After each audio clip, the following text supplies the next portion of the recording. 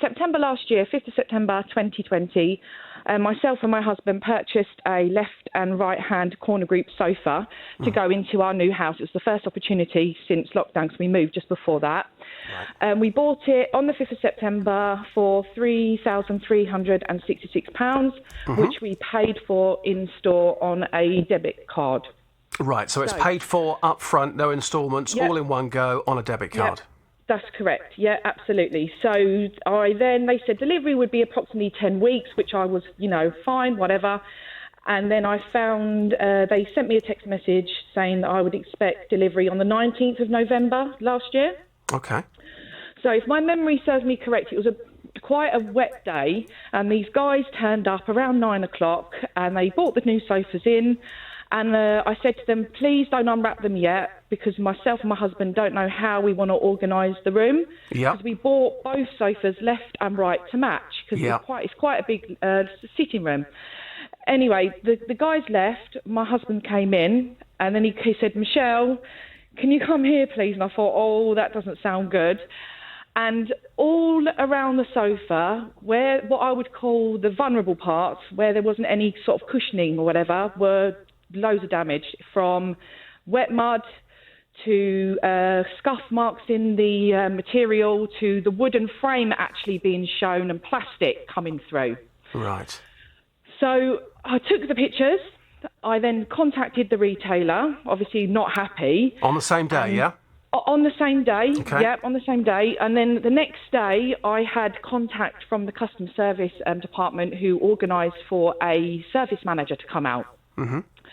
So this was approximately 3 weeks later. He came out, looked at it, and he said one of the sofas is beyond repair, so I'd have to have that replaced.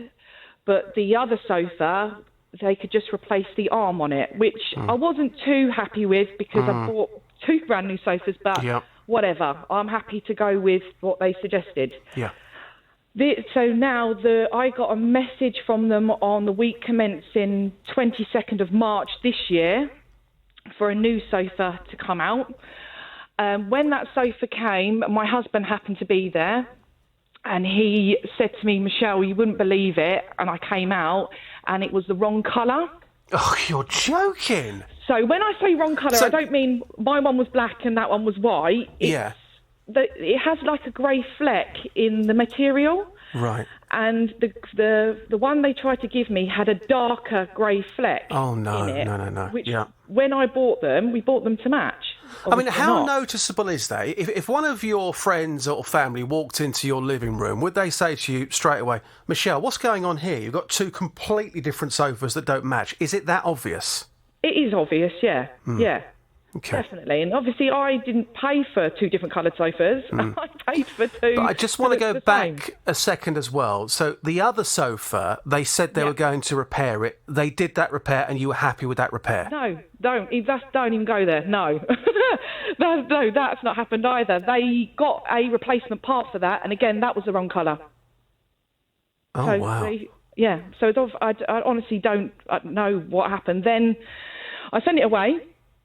And then a week later, I get a message saying, oh, your sofa's here. And I thought, hey, this doesn't sound right. It took you 10 weeks the first time, and then within a week you want to deliver me a new sofa.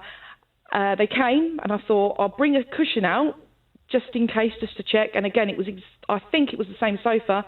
Again, wrong colour. So I sent it away. You've had a nightmare, haven't you? Oh, don't. It's an absolute nightmare. Absolute nightmare. And they tried to deliver me another sofa Wednesday just gone. It was the right colour, so I was like, oh, happy days. But when I looked at it, it was all damaged in exactly the same way. Oh, for goodness sake. So look, can you, if you don't mind, you can be a BBC reporter now, Michelle. Would you mind describing what your living room looks like at the moment? Well, I've still got the 2 sofas in there. It's just quite a big room. So what we've done is we've got a corner group L, and then half of the other corner group to make one massive big L shape, and then we've got like a fireplace, and on the other side of the room we've made it into like a 2-seater cushion. So you can see the damage on the sofa because you walk past the back of it. as to go through the conservatory. So it's obvious. Your conversations, and obviously please be careful with names here, but your conversations with the company, when you've explained this all to them with the photographic evidence, how have you got on with that, Michelle? At the time, I just feel that they're paying lip service to it because they're saying all the right things and they're not delivering. I had every faith in this company at the beginning that they would deliver me this sofa, and time again they haven't. I just don't know what to do. And you've paid a lot of money here, £3,300. The last sofa that I bought was £1,000. So £3,300 for a sofa, or two of them. Yeah. That's a lot of money to a family, exactly. A lot of money. 100%. I'm absolutely gutted. I just don't know what to do, hence why I've called you. My friends and family said, give Jonathan a ring, he'll be able to help you. And I thought, you know what, I just don't know what to do anymore, hence why I'm here. So in an ideal, of course we're going to try and help you, and I will phone this company for you myself later and explain the situation. So in an ideal world, what exactly do you want us to do? What do you want yourself from this company, Michelle? I would like the two sofas that I paid for, that same the right colour and no damage. So it's not a case of you saying, look, you've caused me a lot of issues here. You've mucked me around from day one. I want my money back. You're happy with the sofa. You just want what you paid for. That's all you want, which is not too much to ask, is it really? No, absolutely not. Absolutely not. And if it does come to it and they can't deliver it, then I don't have a choice and to ask for a refund because I don't have any faith in they're going to be able to do this for me. This is like the fourth delivery of a sofa and they've not got it right on any occasion. OK, well, look, I'm going to pass you back to Miles. Miles, how many sofas have you got in your property? One. What colour? Grey. Oh. I think I got that right. What can you tell about somebody that's got a grey sofa? That we're pretty cool. A psychologist would maybe have a field day with that. It's a beautiful colour that goes with lots of things. So, Michelle, rest assured, I'm going to phone this company later on. Thank you. I will ask them what's going on, and very simply, I will say to them, when is Michelle going to get what she paid for? She bought this sofa, well, two of them, on the 5th of September. It's taken a long time to get us this far. Very simply, when is she going to get what she paid for? Now to Eddie. Eddie was driving around a roundabout when he clipped his car on the curb. He expected to be able to drive off and continue with his day, but that for him, sadly, wasn't the case. As a result of that, my car thought I was in a crash because of all of the safety features and whatnot. So my car broke for me, and I was pretty much stranded in the middle of a roundabout because my car went into after crash mode. If this didn't happen, I would have just, driven on about my day and probably replaced my alloy. But I was on the side of the road for a good 2.5 hours. I got the mechanic to come out and he towed me home and then informed me that I should get it taken to a garage. Well, Eddie did take his car to the garage and they said it was going to cost, wait for it, at least £2,000 to reset all of the safety features. Eddie didn't think it was fair because he believed that his car overreacted and therefore he shouldn't be responsible for the reset. So that's when he came to the programme. Now, when we spoke to the manufacturer, they said to us, well, there is a dispute. We believe the car was involved in an accident. That's when it was handed over to the vehicle ombudsman. And we spoke to them on this show a few weeks ago. It's normally from when we get the case to making the adjudication is around 90 days. But we're currently running at 62. And where a case is either safety related, which is obviously in the instance of Eddie, absolutely, or we have a vulnerable customer, then we can put a priority tag on that and then we prioritise it through our process. So can you confirm to us right now that this is a priority case and this will hopefully speed things up for Eddie and the manufacturer, but more importantly, Eddie? Yeah, it is a priority case. Now, it was a priority case for us because we were certainly worried about the vehicle. If Eddie's car was involved in a crash, how safe would his car be? So we were reassured on this show that this was a priority case. What is the very latest for us? Eddie is back on the JVS show right now. Good morning, Eddie. Good morning. Good morning. So that all happened a few weeks ago when I was last standing in for Jonathan. We were certainly hoping that things were going to move quickly. What is the very latest for us then, Eddie? So I got an email from the vehicle ombudsman and they told me to take my car to the manufacturer to get a diagnostic report on the vehicle to see if it could be covered under the warranty, because the manufacturer that's up in Coventry up north, it's quite a way for me to travel, so they want to make sure that it can be covered under the warranty before I take it up there. So just this morning I dropped off my car to the manufacturer, and I received a phone call about an hour ago saying that it's ready to be picked up. So I will be going to pick it up not too long. And have they given you any indication as to the diagnostic report on your vehicle at this stage or not? Or will that take days, if not weeks again? So I believe I can... So they sent me a text message of a vehicle inspection of the vehicle, and where the alleged impact was with the front left wheel, they've checked that and they can't see anything wrong with the suspension, with the brakes, with the hub, absolutely anything to do with that wheel. There's no problem. In terms of the diagnostic report, they haven't given me that yet. On the text message, it said that I can pick it up when I go to pick up my car. So hopefully they can either email me or give me a printed copy of my diagnostic report. Well, this all sounds really encouraging. So the vehicle has gone down to the manufacturer, it's been checked, and you can pick that vehicle up, I presume, in the next hour or so? Yeah, I'm going to be going down there shortly to pick it up. OK, so all of that information will be passed on to the Ombudsman, and then we can hopefully have some sort of clarity over what happened, because the manufacturer are insisting that this was an accident. You are insisting, hang on a minute, no, it wasn't. It's going to cost around £2,000 to put it right. So if this report rules in your favour, that's going to save you £2,000. It will do, and especially, they want me to travel as well to Coventry, which, if the car is going to be covered under warranty, then I wouldn't mind doing it, which is why we're getting a diagnostic report done to see if it can be covered, which, again, it saves me a big trip up to Coventry. It does. I mean, word of warning for anybody thinking about buying a new vehicle, it's just something that I do. It's backed up by Jonathan as well. If you can, always try and buy local.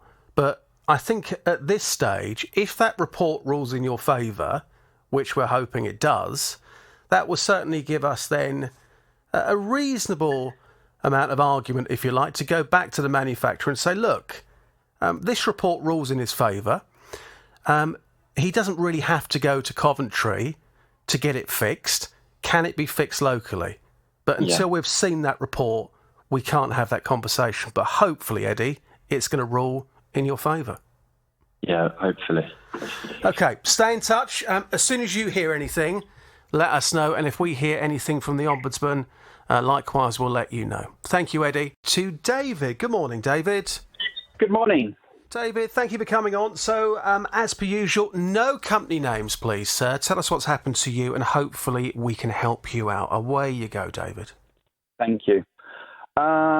Back in August, my wife took our girls to an event that had been booked for about 18 months. It was going to take about 3 to 4 hours, she found out. So what I decided to do was I was going to drive over with them and take our little dog for a walk around the area. He's only about 18 months old and he's got enough energy to run for miles and miles and miles. So we parked up. I checked the parking meters, and it was one of these parking meters that you pay on the way out. I hate those. I hate those ones. I really do. Sorry, David, carry on. That's fine. So I told her this. We both had a key to a car, so if I got back before she had finished, I could basically meet her, or if she got back first, she could phone me, find out where I am, and then come and meet me. The event went on. My wife left, phoned me, and said, "Where are you?" Well, I'd walked nearly 10 miles, and I was about 2 miles away. She went over, put her registration number into the ticket machine, and then basically paid contactless and came and got me. Right. She picked a receipt up for it on the way, and that was all else we heard. Until about a week later, we got a penalty charge notice for not paying for parking. David, are you moving around at the moment? If you can just stand still for me so I can hear every single word you're saying, I'd really appreciate that. Sorry, it's not the greatest phones. It's fine. Can you imagine what it's going to be when landlines are taken out in a few years' time? It's going to be even worse.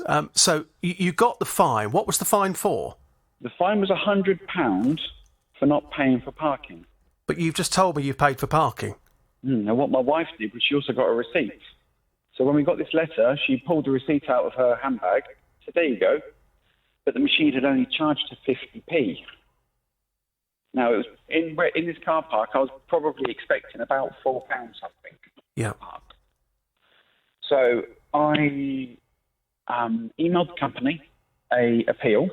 Yeah. And they said it's going to take 4 weeks to go through the appeal. And sure enough, coming up to 4 weeks, we had a response back saying, thank you for showing us the receipt. However, your appeal is not successful because you entered the exit time rather than the input time. Now, this car park is done by one of these AMPR machines. All you do is you put your registration number in, right, and it does it all for you. But they did also say in the appeal, even though you had been charged £100, but if you pay within 14 days, it drops to £60. Yeah. In this case, we'll drop it to £30 for you. Well, that's very nice of them, isn't it? It is very nice of them. I It's just almost want to like dig down into the detail here because this, for me, is the really important question. So you've gone into that car park, and we dealt with a similar case recently, actually. So it's all dealt with by AMPR cameras. That's how it dealt with. So you go to the machine when you're about to leave, you type in your registration number, and then you pay what it tells you to pay. Is that correct? That's correct. Right. So based on what you've just said to me, the issue is not your fault.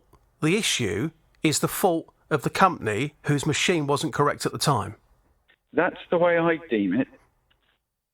The reason I'm coming to you is I've been told that if I want to appeal on what this appeal says, the fine will jump from £30 straight back up to £100, and I've got to go to an independent appealer, and it's got to be done before the 1st of October. So you feel like you're being backed into a corner, and so if I was in your shoes and I've got that, my first instinct with a lot of these parking fines is, I better pay it now, because if I don't pay that fine now, they could charge me X amount, which is not a nice feeling to have, is it? It's horrible. I went back to the machine about a week later, well, a week after I got this, and checked, and at no point do you have to put the time into the machine.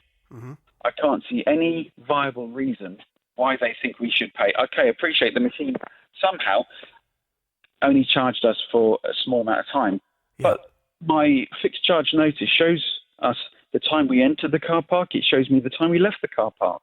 So the machine must have registered the time we were there, but it hasn't actually, it's only charged us for a small amount. Now, my wife obviously didn't go and check the times first of all. She just went over, paid quickly to come and get me, and didn't realise what the charge was going to be. I've got a funny feeling, and the last time we did something like this, we had other people that were phoning the show, and we haven't mentioned so far where it is, and we're not going to at this stage, but there could be other people listening, and something similar has happened to them. If it has, give us a call, because it could well be the same car park that you're talking about. So just lastly, to go back, remind us how much you paid again to park that day. So we were charged 50p. 50p. And what should it have been? Well, my estimate, I think it should be between about £4 and £5. So as far as I can see, from what you owe them £4. Yeah, and I'm happy to pay the £4.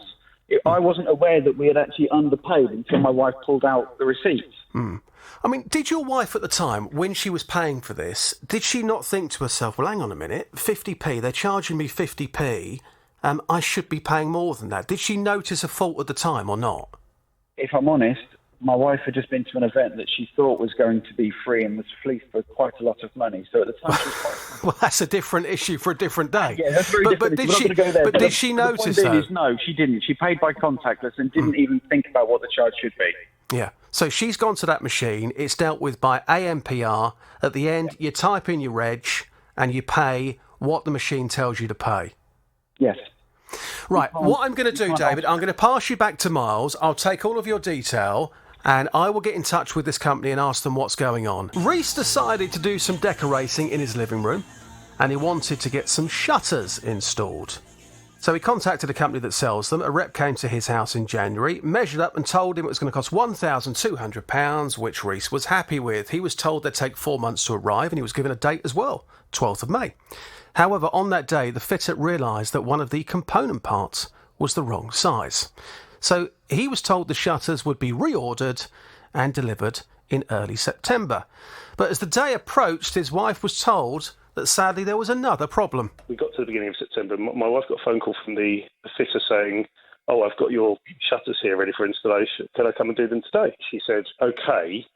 Seems okay for you to do that." But sorry, she got a phone call back shortly after that saying, "Oh, actually, I've just looked at all the component parts and it appears that I've got a piece missing." She assumed at that point that it was going to be a case of, "Oh, well, yeah, you don't worry, you obviously haven't read the notes. There's been another bit shipped over from China from the original error." No, it turns out there's one of the original pieces has gone missing. So he's got the new components shipped over from China, but there's another bit gone missing. So look, Reese was incredibly frustrated, hence he came to this programme. He just wants the shutters, but he was saying the company were giving him absolutely nothing. Reese is back on the JVS show right now. Good morning, Reese. Morning, Justin. Nice to speak to you. And you, I heard you talking to Jonathan last week. I could just hear the frustration in your voice. So your issue was, look, where are these shutters? And you were saying to us at the time, look, I keep phoning the company, and they weren't giving you any dates whatsoever, were they? Yeah, I thought it was just rude, really. We made various attempts to get in touch with them and had absolutely no response, really. So you thought you'd come to us. Now, I got in touch with the company last week. They assured me they were going to look into this as a matter of urgency and somebody from the team would call you. Have they called you? If so, what is the latest? Yeah, we had a call. We got a call from someone from their customer care team probably an hour or two after I'd been on air. That's good. Yeah, good response. Good start, anyway. So I spoke to her. She said that they've come to the point where they're sort of happy, if you like, to say, OK, we can't find this missing part, so we're going to need to reorder.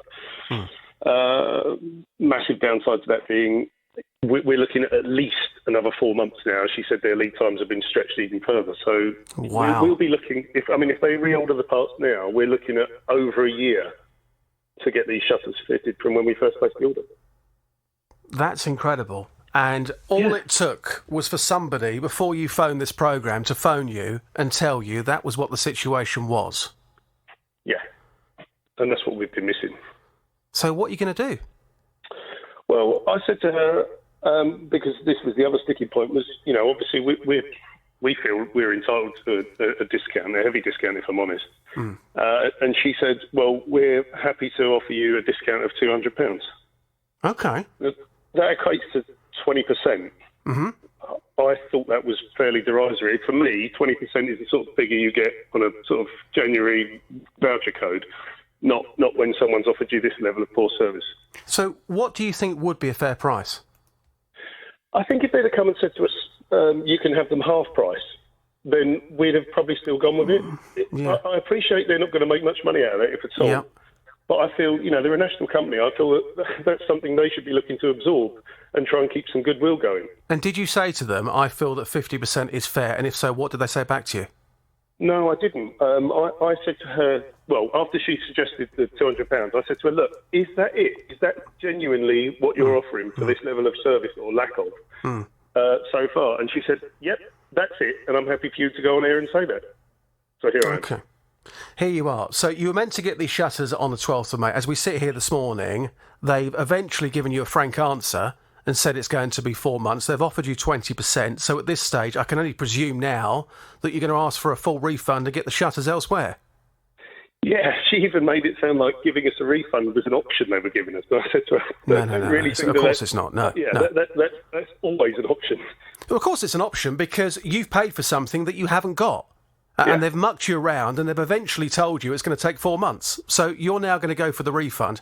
My only concern is, when is this going to happen? If it's taken them this long to get to this stage, when is that refund going to come? I mean, I'd like to think it would happen fairly quickly. I've now at least got a direct contact for this lady that got in touch with me. So I think they'll be looking to act on this quite quickly and, frankly, get us out of the way and hope we don't come back. I mean, I'm tempted to give the company half the horn, but based on what you're saying, they don't deserve half the horn because they've messed you around for such a long time. As soon as that money is back in, will you let us know, Rhys? Sure. Okay.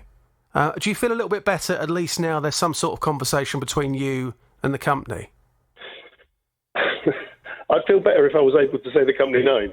Because no, you can't. I know I can't. Of course I won't. But, I think other people should have the benefit of learning from that. They won't, but hopefully, hopefully other people will do what we're about to do, which is shop local rather than go for national companies.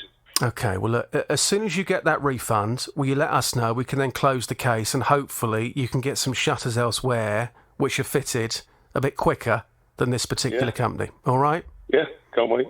Thank you very much. Now to Deborah in August 2019. Deborah, she purchased some new furniture, which included a dining room table, which cost 450 quid. Approximately a year and a half later, I noticed there was some bubbling on the table top. I contacted the company, who said they would arrange for a technician to take a look and then he would submit a report. On receiving that report, his comments were the surface lifting was caused by moisture.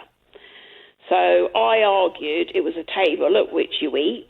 And to me, if it's a dining room table, it has to be wiped down. And if they're saying that the reason the lifting is due to moisture, then surely it's not fit for purpose. I've had several conversations with them, but they basically refused to do anything about it and close my complaint.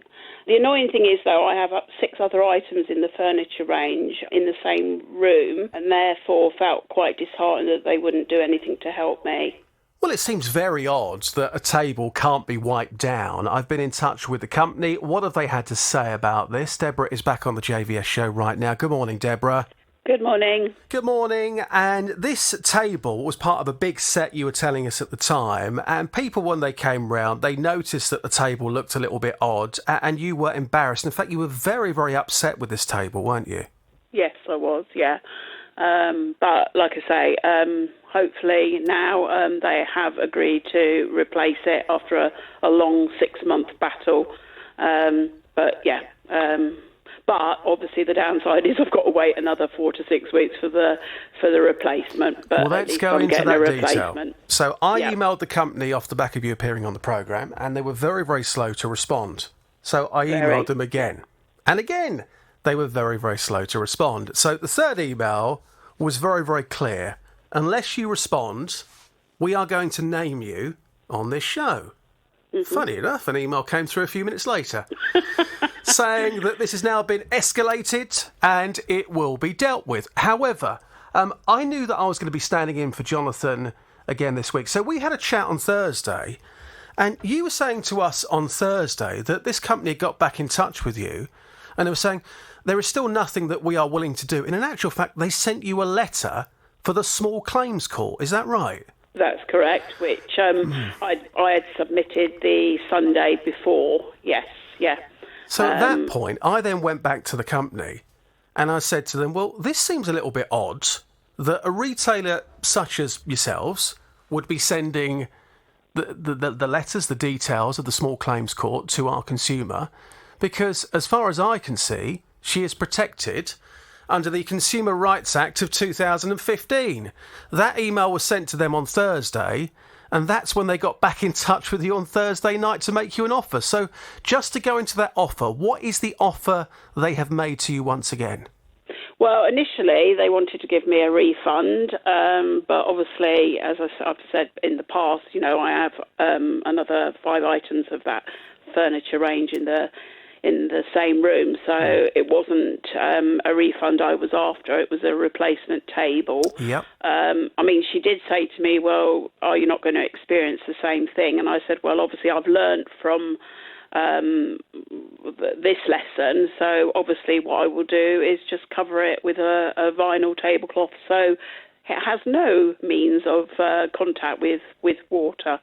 Yes, and she said to me, well, if that's what you want a replacement table, we will go ahead and do that as a goodwill gesture. That's what her words were. So roughly, when's that table going to be arriving then, Deborah? 4 to 6 weeks.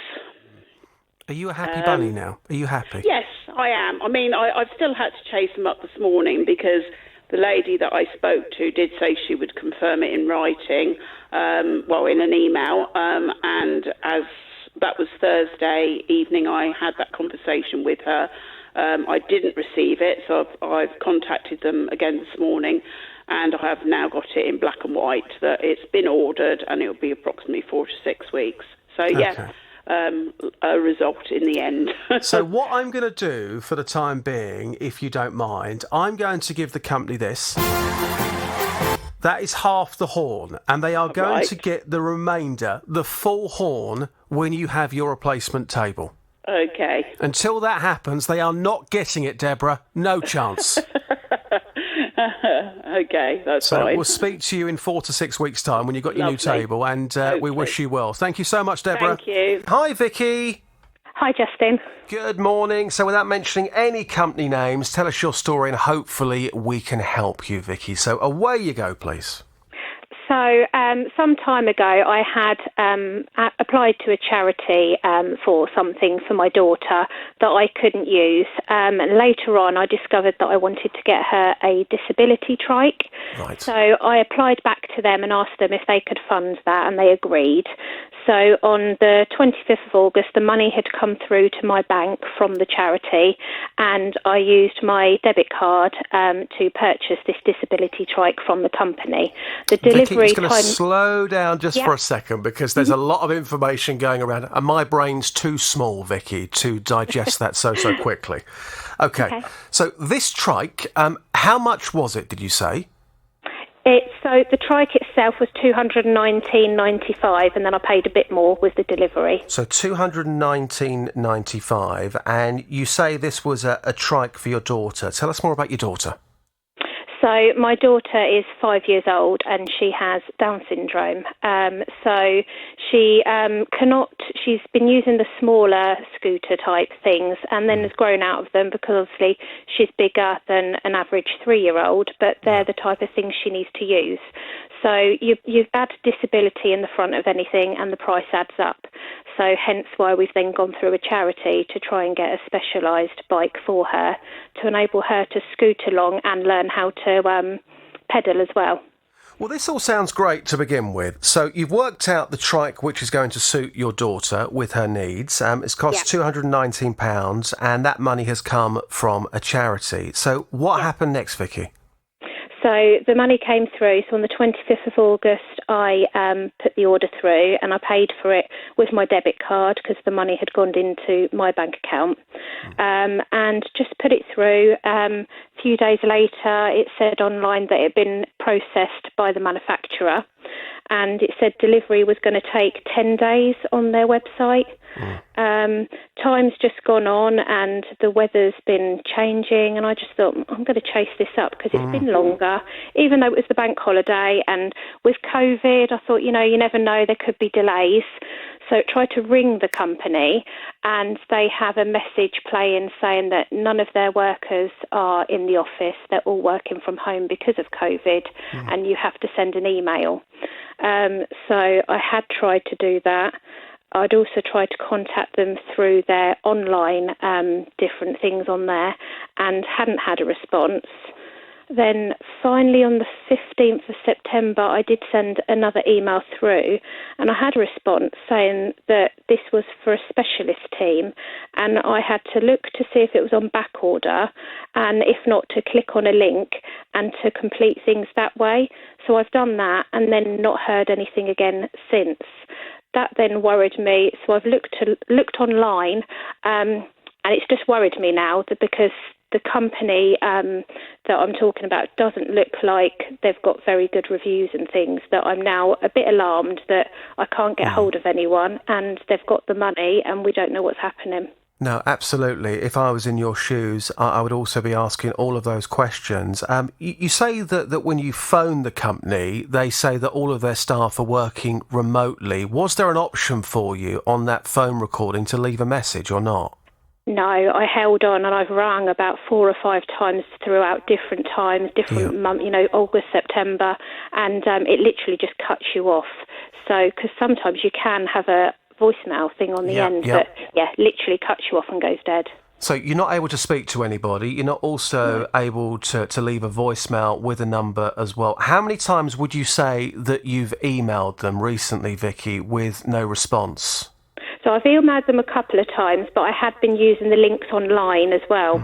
But then that's why I've then gone to email, because the problem using their links is you've got no backup or any proof that you've been trying to do it. And from your point of view, obviously you want the trike for your daughter, but at the back of your mind, you're probably thinking, hang on a minute, I've taken this money from a charity and I want to make sure that money is used correctly. Yeah, I'm quite devastated, really, because I've taken this money in trust to get something for the daughter. There's people out there that fundraise for the charities, and it's their money as well, not just the charities, it's all been provided for her, and we're not getting anything. OK, well, look, at this stage, let's keep an open mind about what might have happened. Obviously, companies are working in a slightly different way. What I'm going to do, Vicky, I'm going to pass you back to Miles. Miles, when you were younger, did you have a trike? I think so, yeah. I can remember having one around my grandparents' house that I'd whiz around the garden. Yeah.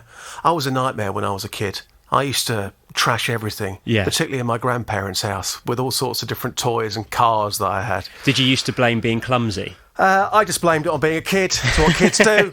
And that's how I got away with it. Vicky, I can certainly hear your concern. I'm going to pass you back to Miles. We'll take all of your details and let's keep an open mind for the time being. But this afternoon, I'll try and make contact with this company and see what's going on, OK? Yeah, that's lovely. Thank you. Vicky, thank you very much. And thank you to Miles as well. Now to Joan. Joan has an insurance policy for her TV, which she bought back in 2008. In June, she called them because there was a problem with the sound on the TV.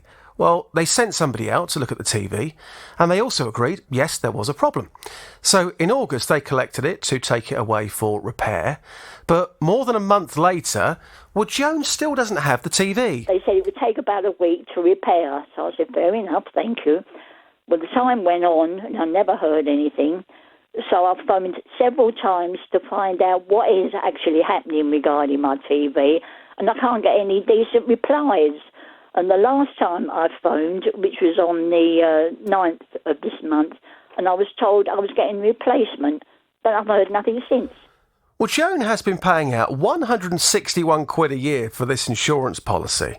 That's a total of £2,100, so expects a much better service than what she's received. Joan is back on the JVS show right now. Hi, Joan.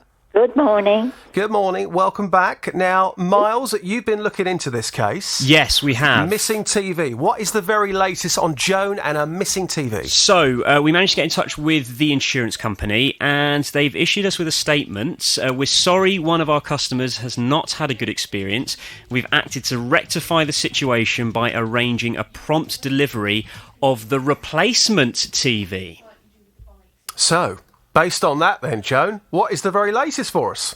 Well, after the off-call Friday morning, I got a call from the company on Friday afternoon to say that they were delivering a replacement television to me on Sunday between 7am and 7pm. And promptly at 4 o'clock Sunday afternoon, the television arrived. Oh, hey! Come on! Wow! Yeah, and the chap brought it in for me, but he couldn't set it up. He said he wasn't supposed to really come into the house, but anyway, he did bring it in for me. So I phoned my son-in-law and asked him if he could come round and fix it for me. And because I'm elderly and disabled, I couldn't do it myself. So he came round and he fixed it all up, and it's working beautifully. Oh, Joan, are you a happy bunny now, Joan? Very happy. Well done to Miles. Cracking work on that. Thank you. Joan, now, in September 2020, Michelle ordered a new left and right corner sofa. They cost just over £3,300. She paid on a debit card. She was told to expect delivery in November. Well, when they arrived, they were damaged. So she contacted the company, and a representative came out 3 weeks later and said one could be replaced and one could be repaired. Sounds good. But in March, a new one was delivered, and it was the wrong colour. The other was repaired, but in the wrong colour. Well, she's gone back and forth, but sadly keeps experiencing lots and lots of problems. It's an absolute nightmare. Absolute nightmare. And they tried to deliver me another sofa Wednesday just gone. It was the right colour. So I was like, oh, happy days. But when I looked at it, it was all damaged in exactly the same way. Oh, for goodness sake. So, look, can you, if you don't mind, you can be a BBC reporter now, Michelle. Would you mind describing what your living room looks like at the moment? Well, I've still got the two sofas in there. It's just quite a big room. So what we've done is we've got a corner group, L, and then half of the other corner group to make one massive big L shape. And then we've got like a fireplace, and on the other side of the room we've made it into like a two-seater cushion. So you can see the damage on the sofa because you walk past the back of it as to go through the conservatory. So it's obvious. Well, Michelle is back on the JVS show right now. Hi, Michelle. Hello, good morning. Good morning. Now, just for context here, Michelle, normally when we introduce the clips that we play on the show, they are 1 or 2 lines, but your problem has been going on for so long and it's so complicated, it took a long time to read what was going on. You are incredibly frustrated. I think that's clear for all to hear. Very frustrated. 100%. OK, so look, you came on the show yesterday. I went off as promised and I had a word with the company and I said, look, this all happened back in September 2020. Michelle has paid over $3,000 for 2 sofas. Still, a year later, she hasn't got what she paid for. What are you going to do about it? I received an email last night, about 6:10, saying that there would be an update for this morning's programme. Now, I believe that the company have been in touch with you. If they have, what is the very latest for us, Michelle? Yes, so they contacted me twice yesterday, which I was quite surprised with. So I got home from work and I received a phone call from the store manager who apologised profusely for what was going on and wanted to give a bit of context behind what he had done. So he said that he had quality controlled it on the Monday prior to the Wednesday delivery, and that the damage had been done from the point that it left the depot to my house. Right. So I said, that's all fine and well, but what are you going to do about it? Because I'm still without a sofa that's, with damage on it. So what are they going to do about it? Well, what they have said, this is what they've offered: 2 brand new sofas in the right colour this time, because they did ask me if I would accept them in the different colour, which I wasn't quite happy with. Mm-hmm. £400 refund and a hamper with some cheese and wine in it. A hamper with some cheese and wine as well? Wow. Yes, absolutely. Which, at the time, of course, as a customer, sounds wonderful. Yeah. But again, I'm still here thinking, that all sounds well and good, but actually, are you going to be able to deliver furniture that's not damaged? It sounds like they're trying to get you drunk, Michelle. That's what it sounds like to me.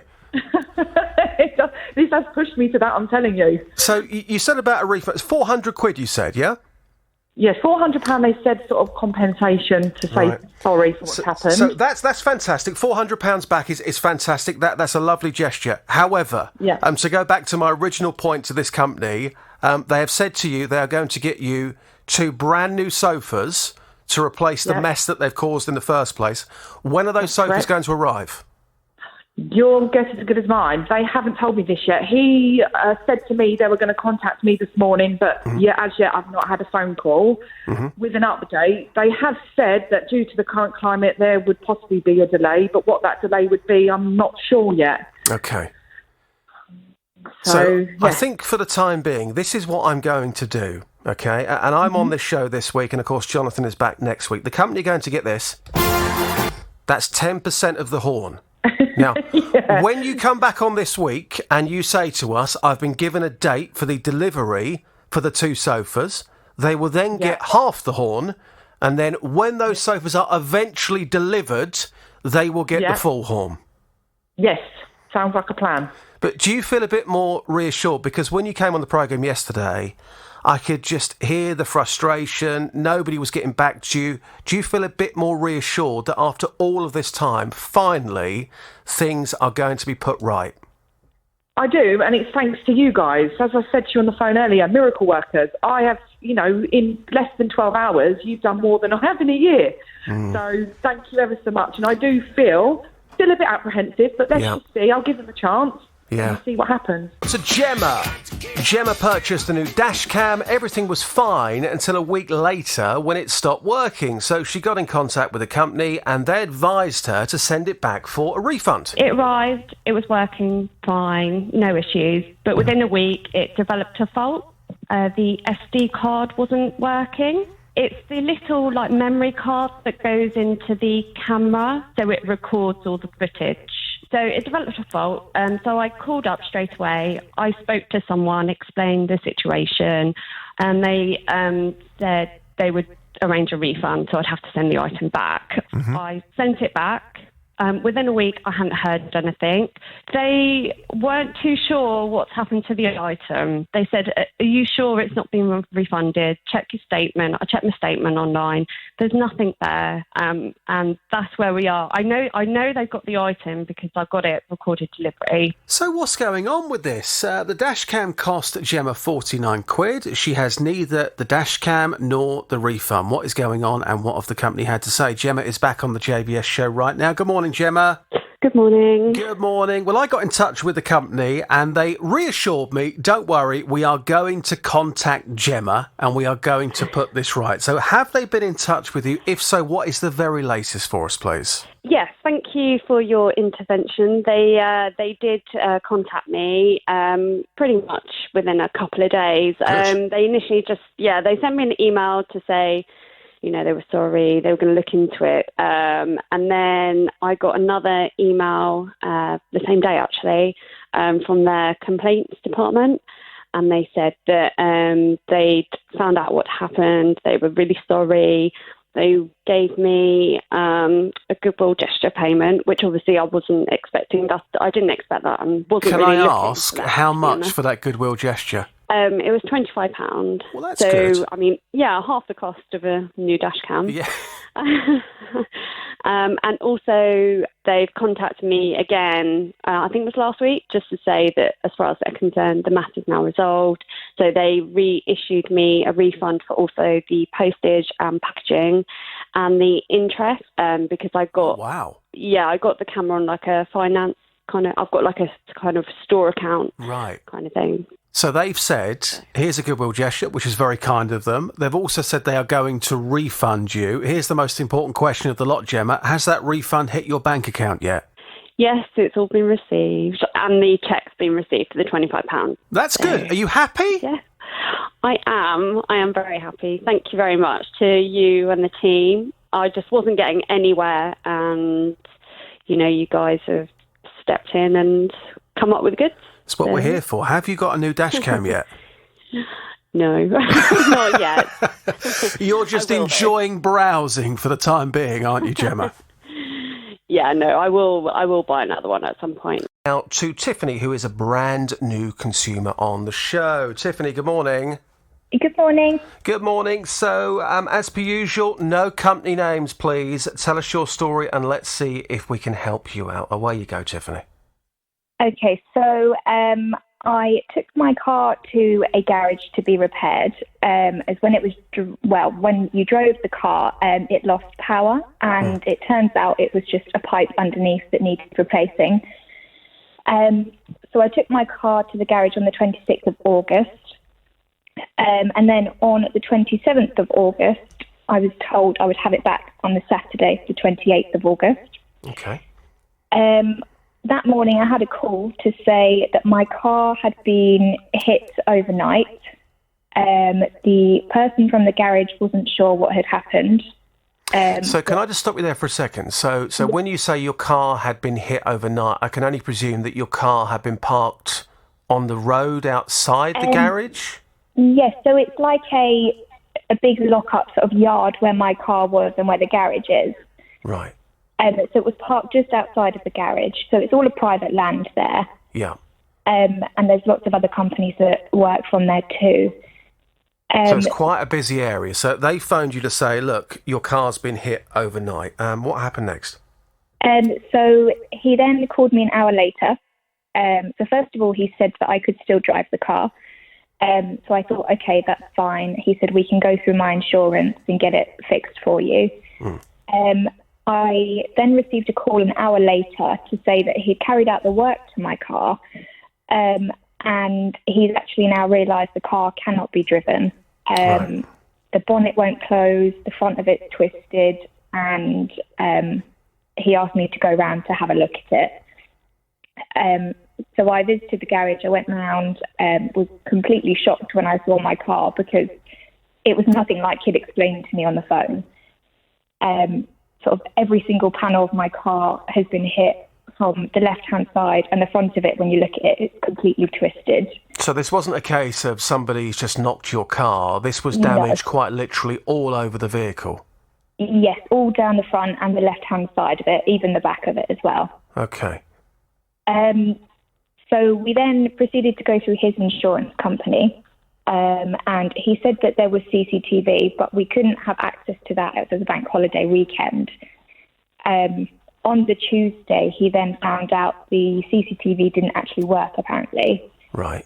So that wasn't very good. And he tried to blame some other companies that might have transporters come in that maybe hit my car or something, and it was also parked next to a big industrial skip and had yellow paint on it. So he said it could have been the skip company, lots of different sort of excuses.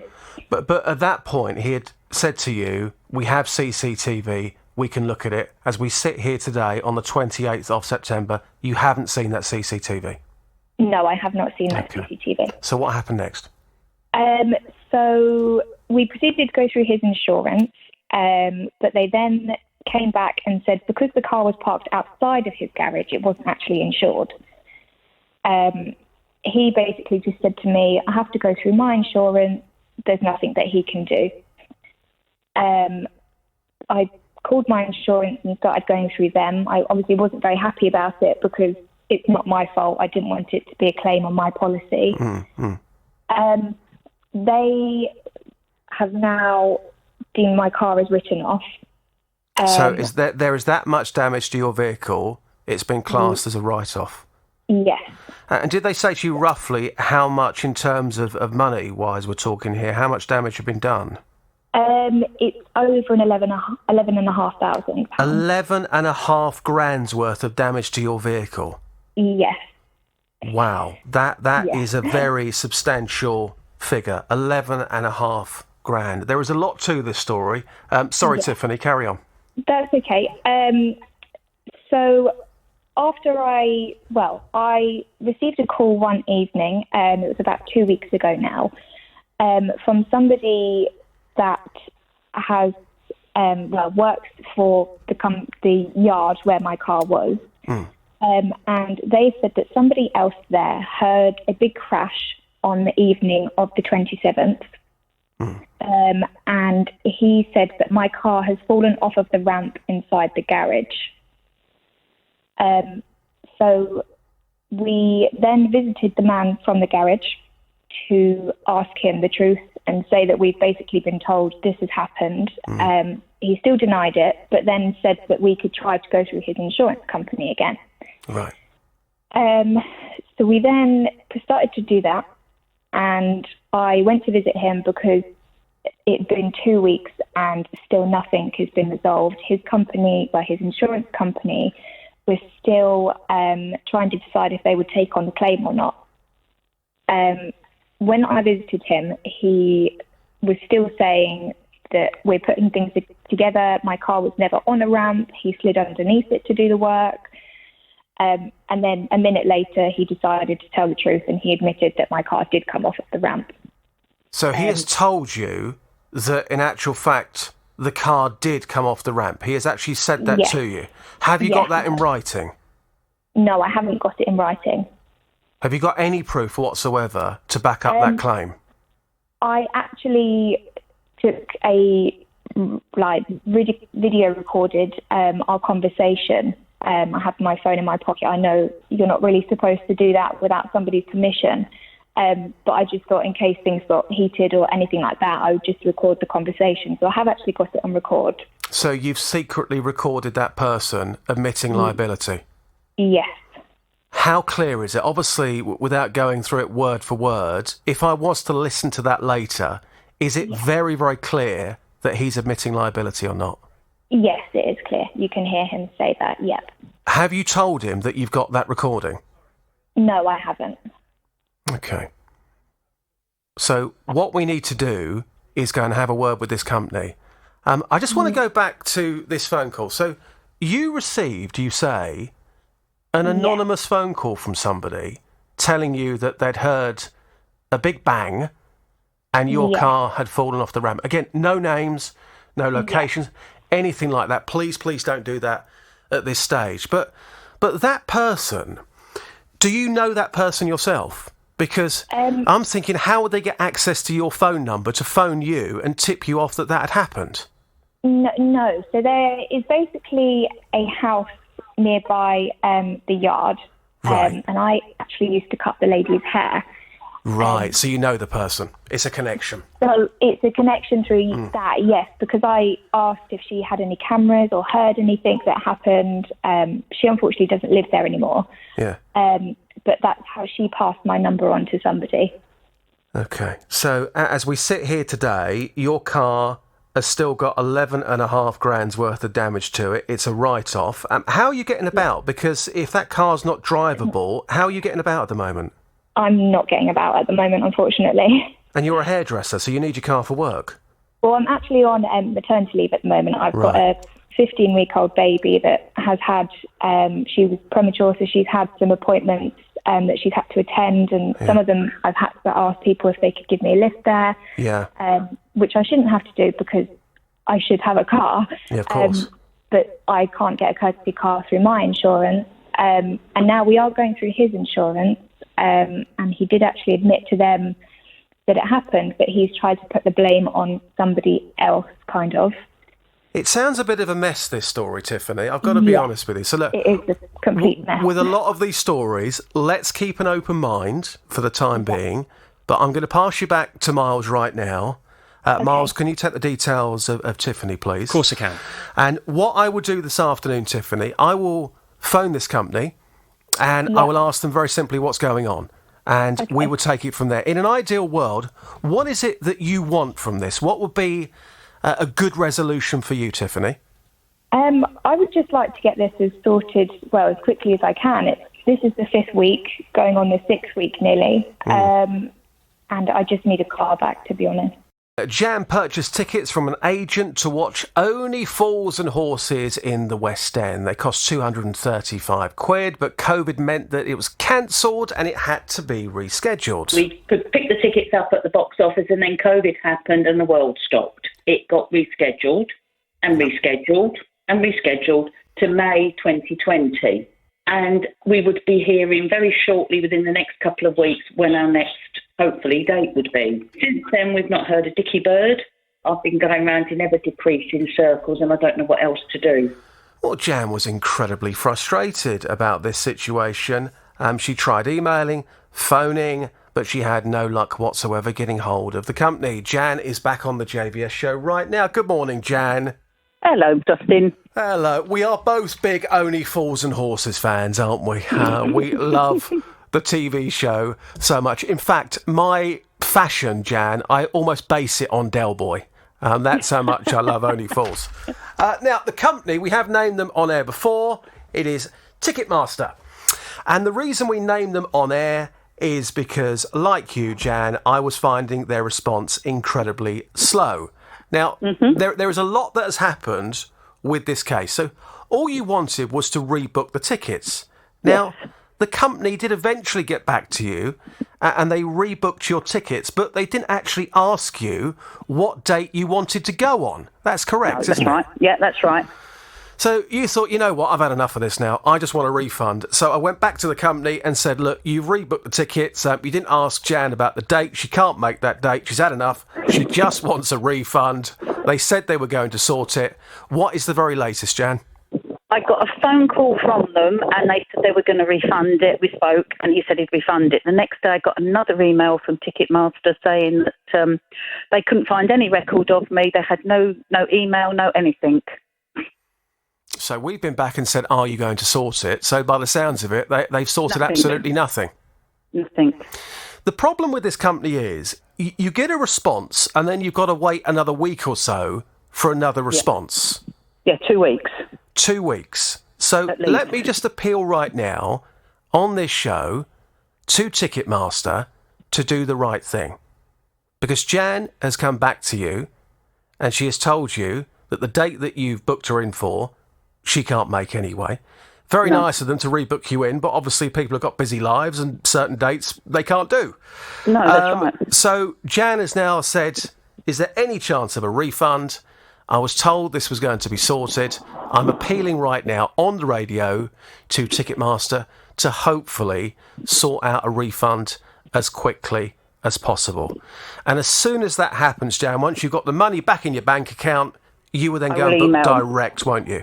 Yes, I will. I'm not going through them ever again. Well, I mean, obviously, there could be a lot of other people right now that have used that company that have got a great experience, but based on your experience, you're not particularly happy. All you want is the ability to have that money to book those tickets to go and see Only Fools in the West End, which I'm sure when you eventually get there, Jan, it's going to be the show of a lifetime.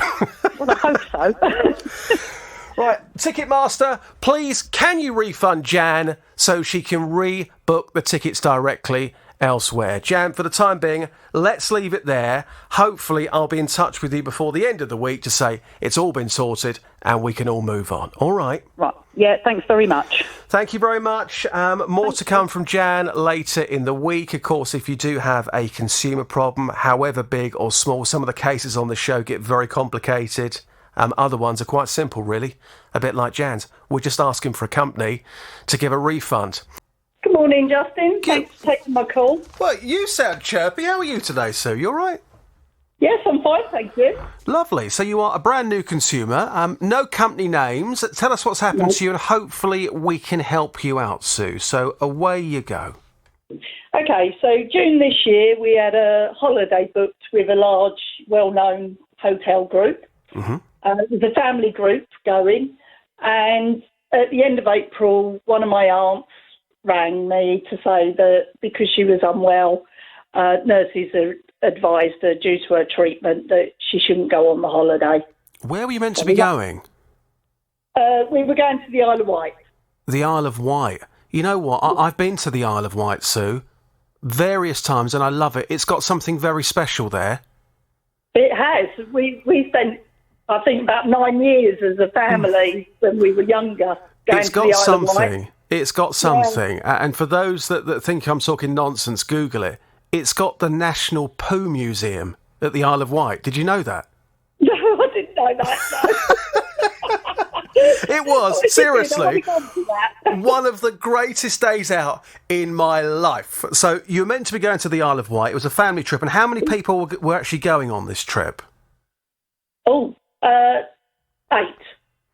8 of you. Okay. Yeah. So you're all looking forward to going to the Isle of Wight in June, all 8 of you. So sadly, you're saying that your aunt couldn't go. Why was that? Just remind us. She had an ulcerated leg and was receiving treatment. And obviously, with all the COVID, they were very worried about infection. Mm. And we were all looking forward to this holiday because it had actually been cancelled twice.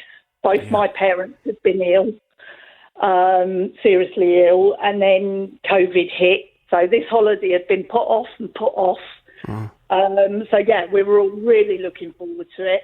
And to be honest, the hotel group had always been fantastic whenever I rang them. Mm. And again, I rang them in May to discuss my aunt's situation. Yeah. Had a fantastic customer service lady who reassured me that this was covered under their COVID policy.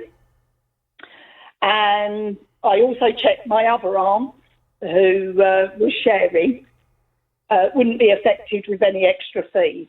Yeah. And she spoke to a supervisor, and the supervisor promised that, no, that was all fine. This was all covered under this COVID policy of theirs. We didn't need any doctor's certificate because the policy was even if you felt nervous about going, it was all covered. Different times, obviously, for everyone having to deal with that. So, sadly, you couldn't go because of your aunt. You thought, it's not right. We're not going to go on this family trip. We've paid for it. We want to get our money back. So why are you here then, Sue? Because what you're saying all sounds pretty straightforward. They should have given you the money back and that was that. Absolutely. Well, we were only cancelling my aunt, unfortunately. We did all, the rest of us all did go on the holiday. My aunt really wanted us to go on it just because people had been so ill. 2 of my uncles had died. So she was really like, no, I want you all to go on it. Yeah. So we did. And so the problem is basically getting this refund for my aunt. Right. So we went on the holiday, had a very pleasant time, came back, and I'd been promised the refund within 28 working days.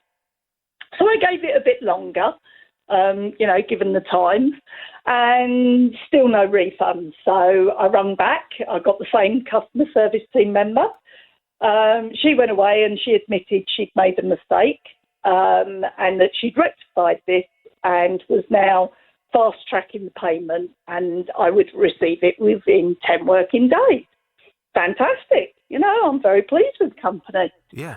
And I trust them. So I wait longer than 10 working days again and still no refund.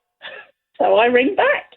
And each time I ring back, I'm waiting over an hour for somebody to answer.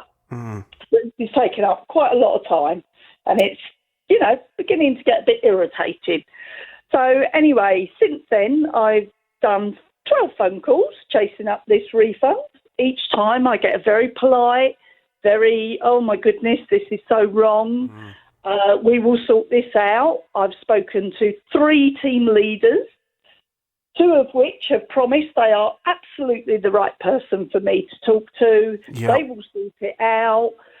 One of them picked up that there was 2 credit cards on the account because originally my dad had paid and then I took over when he became ill. But despite all of these calls, Sue, which you've made, it sounds like you're on first-name terms with the customer service team. Still no action, still no refund. No refund.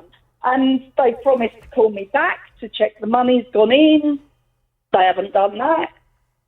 And the last few times I've spoken to them, they've insisted that I paid by cheque.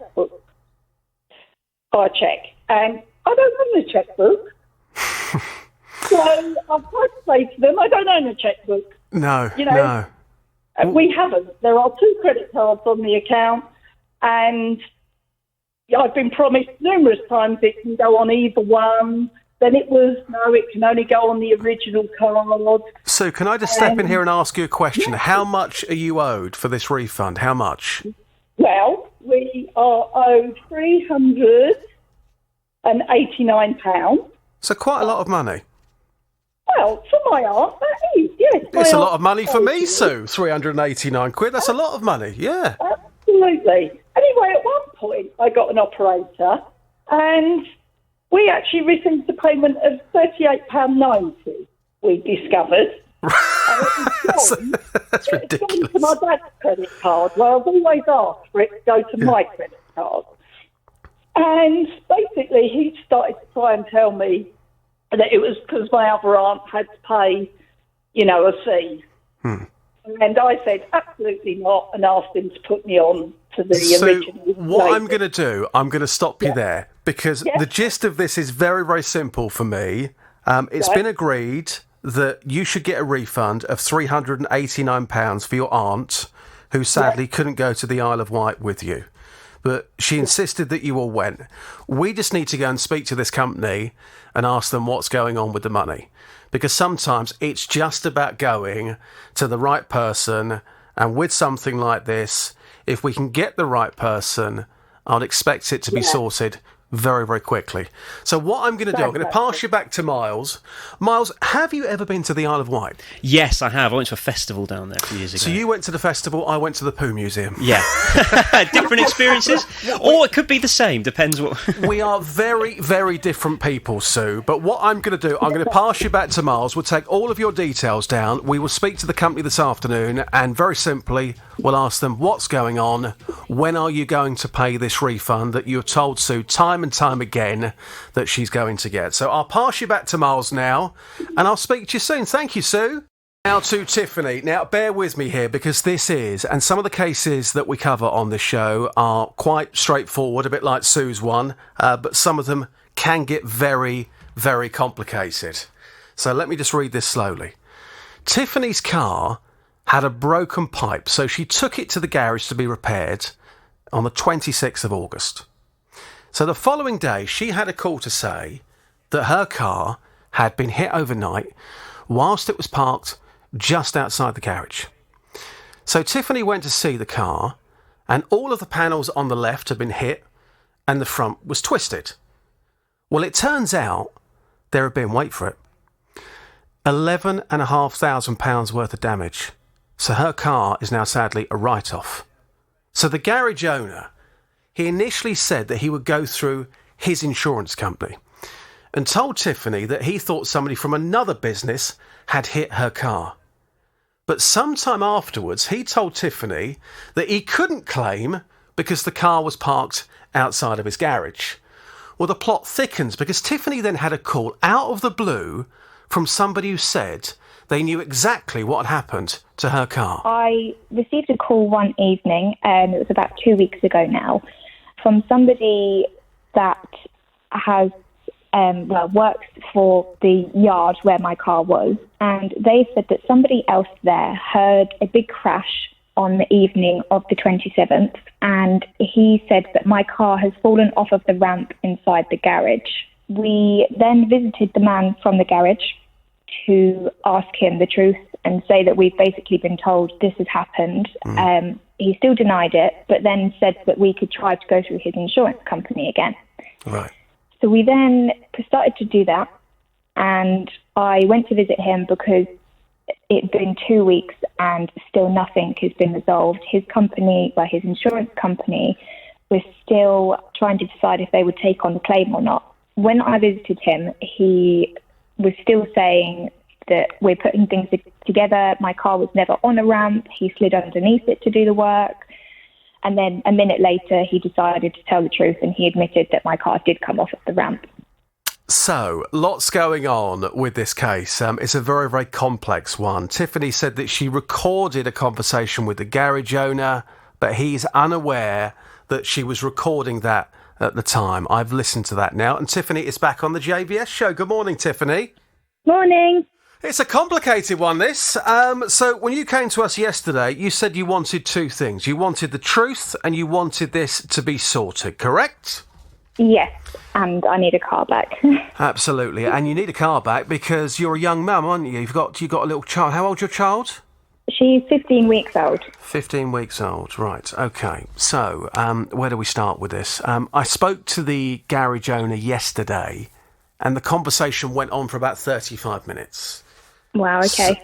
So I'm going to try and break this down into something which is easy to digest. Now, in terms of the truth, you wanted the garage owner to admit liability. You wanted him to say that, yes, the car did fall off the ramp and the car wasn't damaged when it was outside the garage. Now, you have sent me a video, which we're not going to play the audio from, but in that video, he does admit liability. So when I spoke to him yesterday, I thought it was going to be one of those awkward conversations where we're saying, did the car fall off the ramp? He then says, no, it didn't. But then we have to go back with the evidence that you'd secretly recorded. But as it turns out, he admitted the car did fall off the ramp. So what he has said to me is that he was away at the time and one of his friends went in to use his garage. Now, when they opened that garage, they saw the car had fallen off the ramp. So it wasn't a case of somebody had gone in there and pressed something and the car had come off the ramp. So he says that his friend when he used the garage, went in there and he found it and it had fallen off the ramp. So that's what you wanted. You wanted the truth, because the initial conversation was him saying to you that in actual fact the car was parked outside the garage and somebody else must have hit that car. So he's now admitted to us, certainly me yesterday, during this very long conversation, that the car, yes, it did come off the ramp, but he wasn't there at the time. He did say to me that his friend had tried to get hold of him, but for whatever reason, the message didn't get through. He also said that his friend had left a note in the car telling him what had happened. I said, what was written on that note? He said, well, I didn't write it. I said, well, surely you'd have seen the note in the car. And he said, I didn't write it. So apparently a note was left in the vehicle. So I then said, what's going to happen next? Because I think it's fair to say that the lines of communication between yourself and this garage have not been great, have they? No, they haven't. So what he said to me is that it's taken a while to get sorted out because, and this is my presumption, that there are two different stories here. So at first, he genuinely believed that your car was damaged outside the garage. But the more he looked into it, he found out, no, in actual fact, I've now spoken to my friend. When he came into the garage, it was off the ramp. So there's two different stories there. Now, what he has said to me is that he wants to get this sorted as quickly as possible for you. He has said to me that his insurance company are coming to the garage on Monday to take a statement from both him and his friend. Were you aware of that? I was told on Friday that they were going to take a statement from him. Yeah. I thought they said to me it would be happening over the weekend, but obviously it's going to be a week later than what they told me. He has said to me that those statements will be taken on Monday. And again, my presumption is this on this, Tiffany, that somebody, because when I've had accidents in the past, nobody's come to see me. They've not come out to take a statement. It's all done over the phone. But this is because there are two different stories here. So that's why I believe they are sending somebody to the garage on Monday to take a statement from the owner and also the friend. So that's going to happen on Monday. Now, just to be on the absolute safe side here, because what I don't want to do is prolong this anymore. You're somebody who's a young mum. As we sit here this morning, you still don't have a car. This has not been resolved. This has all happened through no fault of your own. So what I've done, I've actually phoned his insurance company today. I phoned the press office and I've asked them, is that meeting, those statements, 100% being taken on Monday? Just so we can get some clarity on that. And secondly, how long will it take to resolve? So that's where we are at the moment. Does that sound a bit better than where we were yesterday? Yes, it sounds a bit clearer. We know what's going on.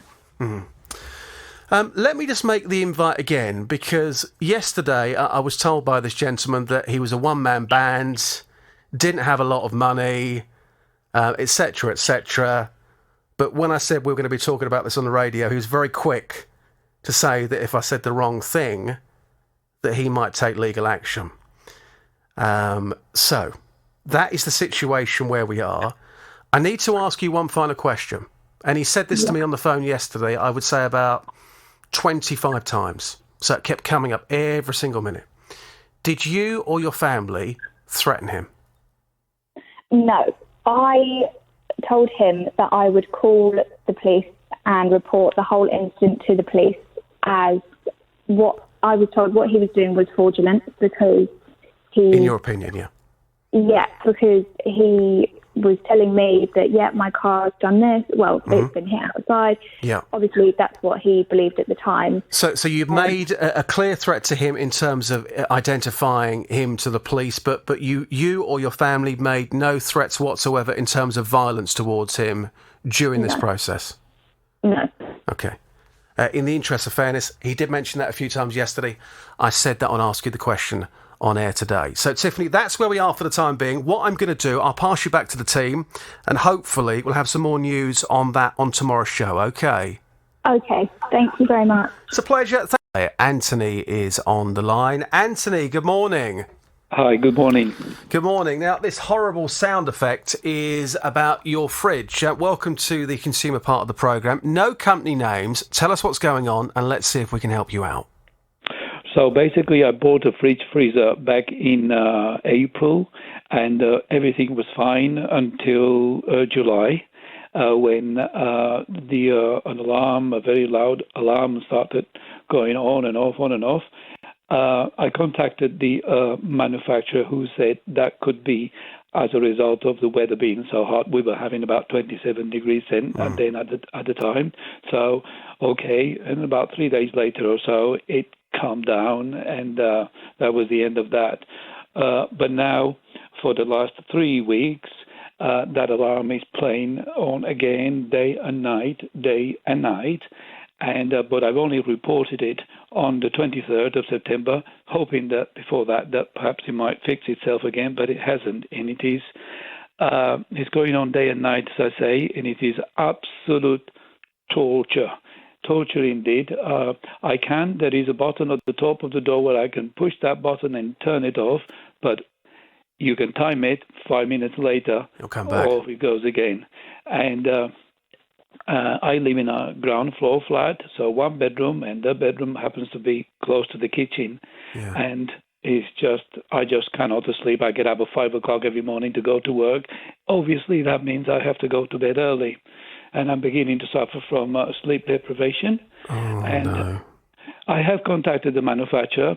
On the 23rd, they logged a call for an engineer to come and see it, but they said not until the 4th of October. Yeah. That's after telling them what I was going through. And since then, every day, I've been making another call, telling them, look, this is just unbearable. It is just like a torture. And they say, we can escalate it in case there is a cancellation. But every day they say the same thing. They will escalate it. Well, it needs to be sorted now, because if I sound slightly different today, if I'm slurring my words and things like that, it's because my little boy had me up most of the night last night. So I haven't had a lot of sleep today. You are going through this every single night. And as you say, you live in a small flat. There is no escape from this noise, is there? Escape. No, exactly. I mean, I left this morning with the beeping sound going off, and as soon as I come back home, as soon as I open the front door, that alarm is back on again. And I only have one option: either get up every 5 minutes, push that button, turn it off, or pull the plug out and get all the food ruined. Well, look, what I'm going to do, engineer to come round and take a look at it. What I'm going to do, I'm going to play the sound effect right now, and let me just give you our listeners, that is, let me just give our listeners a few seconds warning here, because this noise is incredibly unpleasant. Maybe you've got pets around you at the moment, just be warned, but this is the sound that Anthony is having to put up with throughout the night in his small one-bedroom flat. Here it is.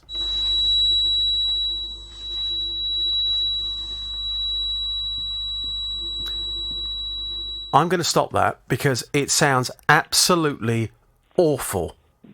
Awful. You know, I can hear that. Even when I push the button, I can turn it off for 5 minutes. I can still hear it in my head. I can still hear what it's I've got to be honest in how I feel sat here at the moment. Just listening to that sound, although it stopped, it's still going around in my mind. I can still feel it almost. And I'm sat here in a studio pressing a sound effect. Yeah. So, let's try and get this sorted for you. You say that you've spoken to the manufacturer. Yeah. Your contract is with the retailer. Again, please no names at this stage. We are going to deal with this, but have you spoken to the retailer?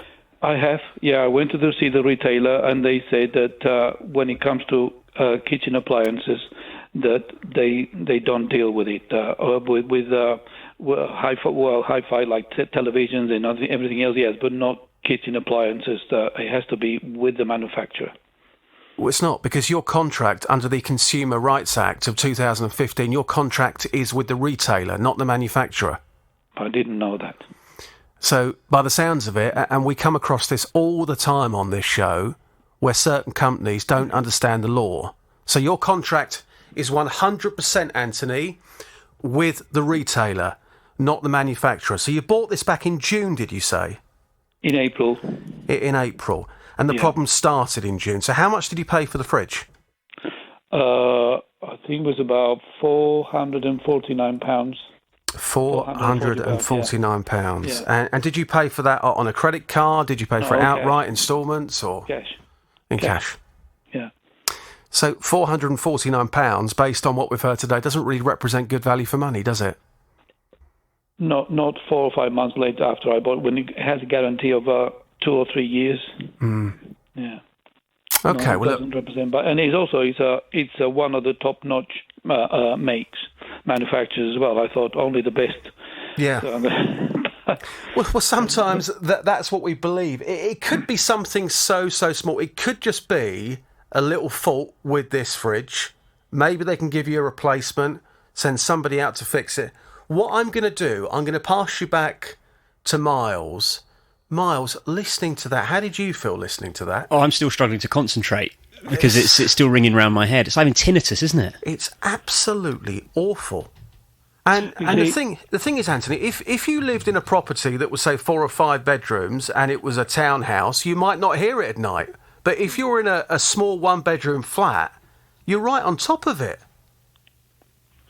I have checked all possible scenarios by looking at the manual. Such an alarm will go off if you leave the door slightly open, then to warn you that shut the door is open, or if it is getting too warm, or there's not enough air circulating around the fridge, or if it's not on a flat surface.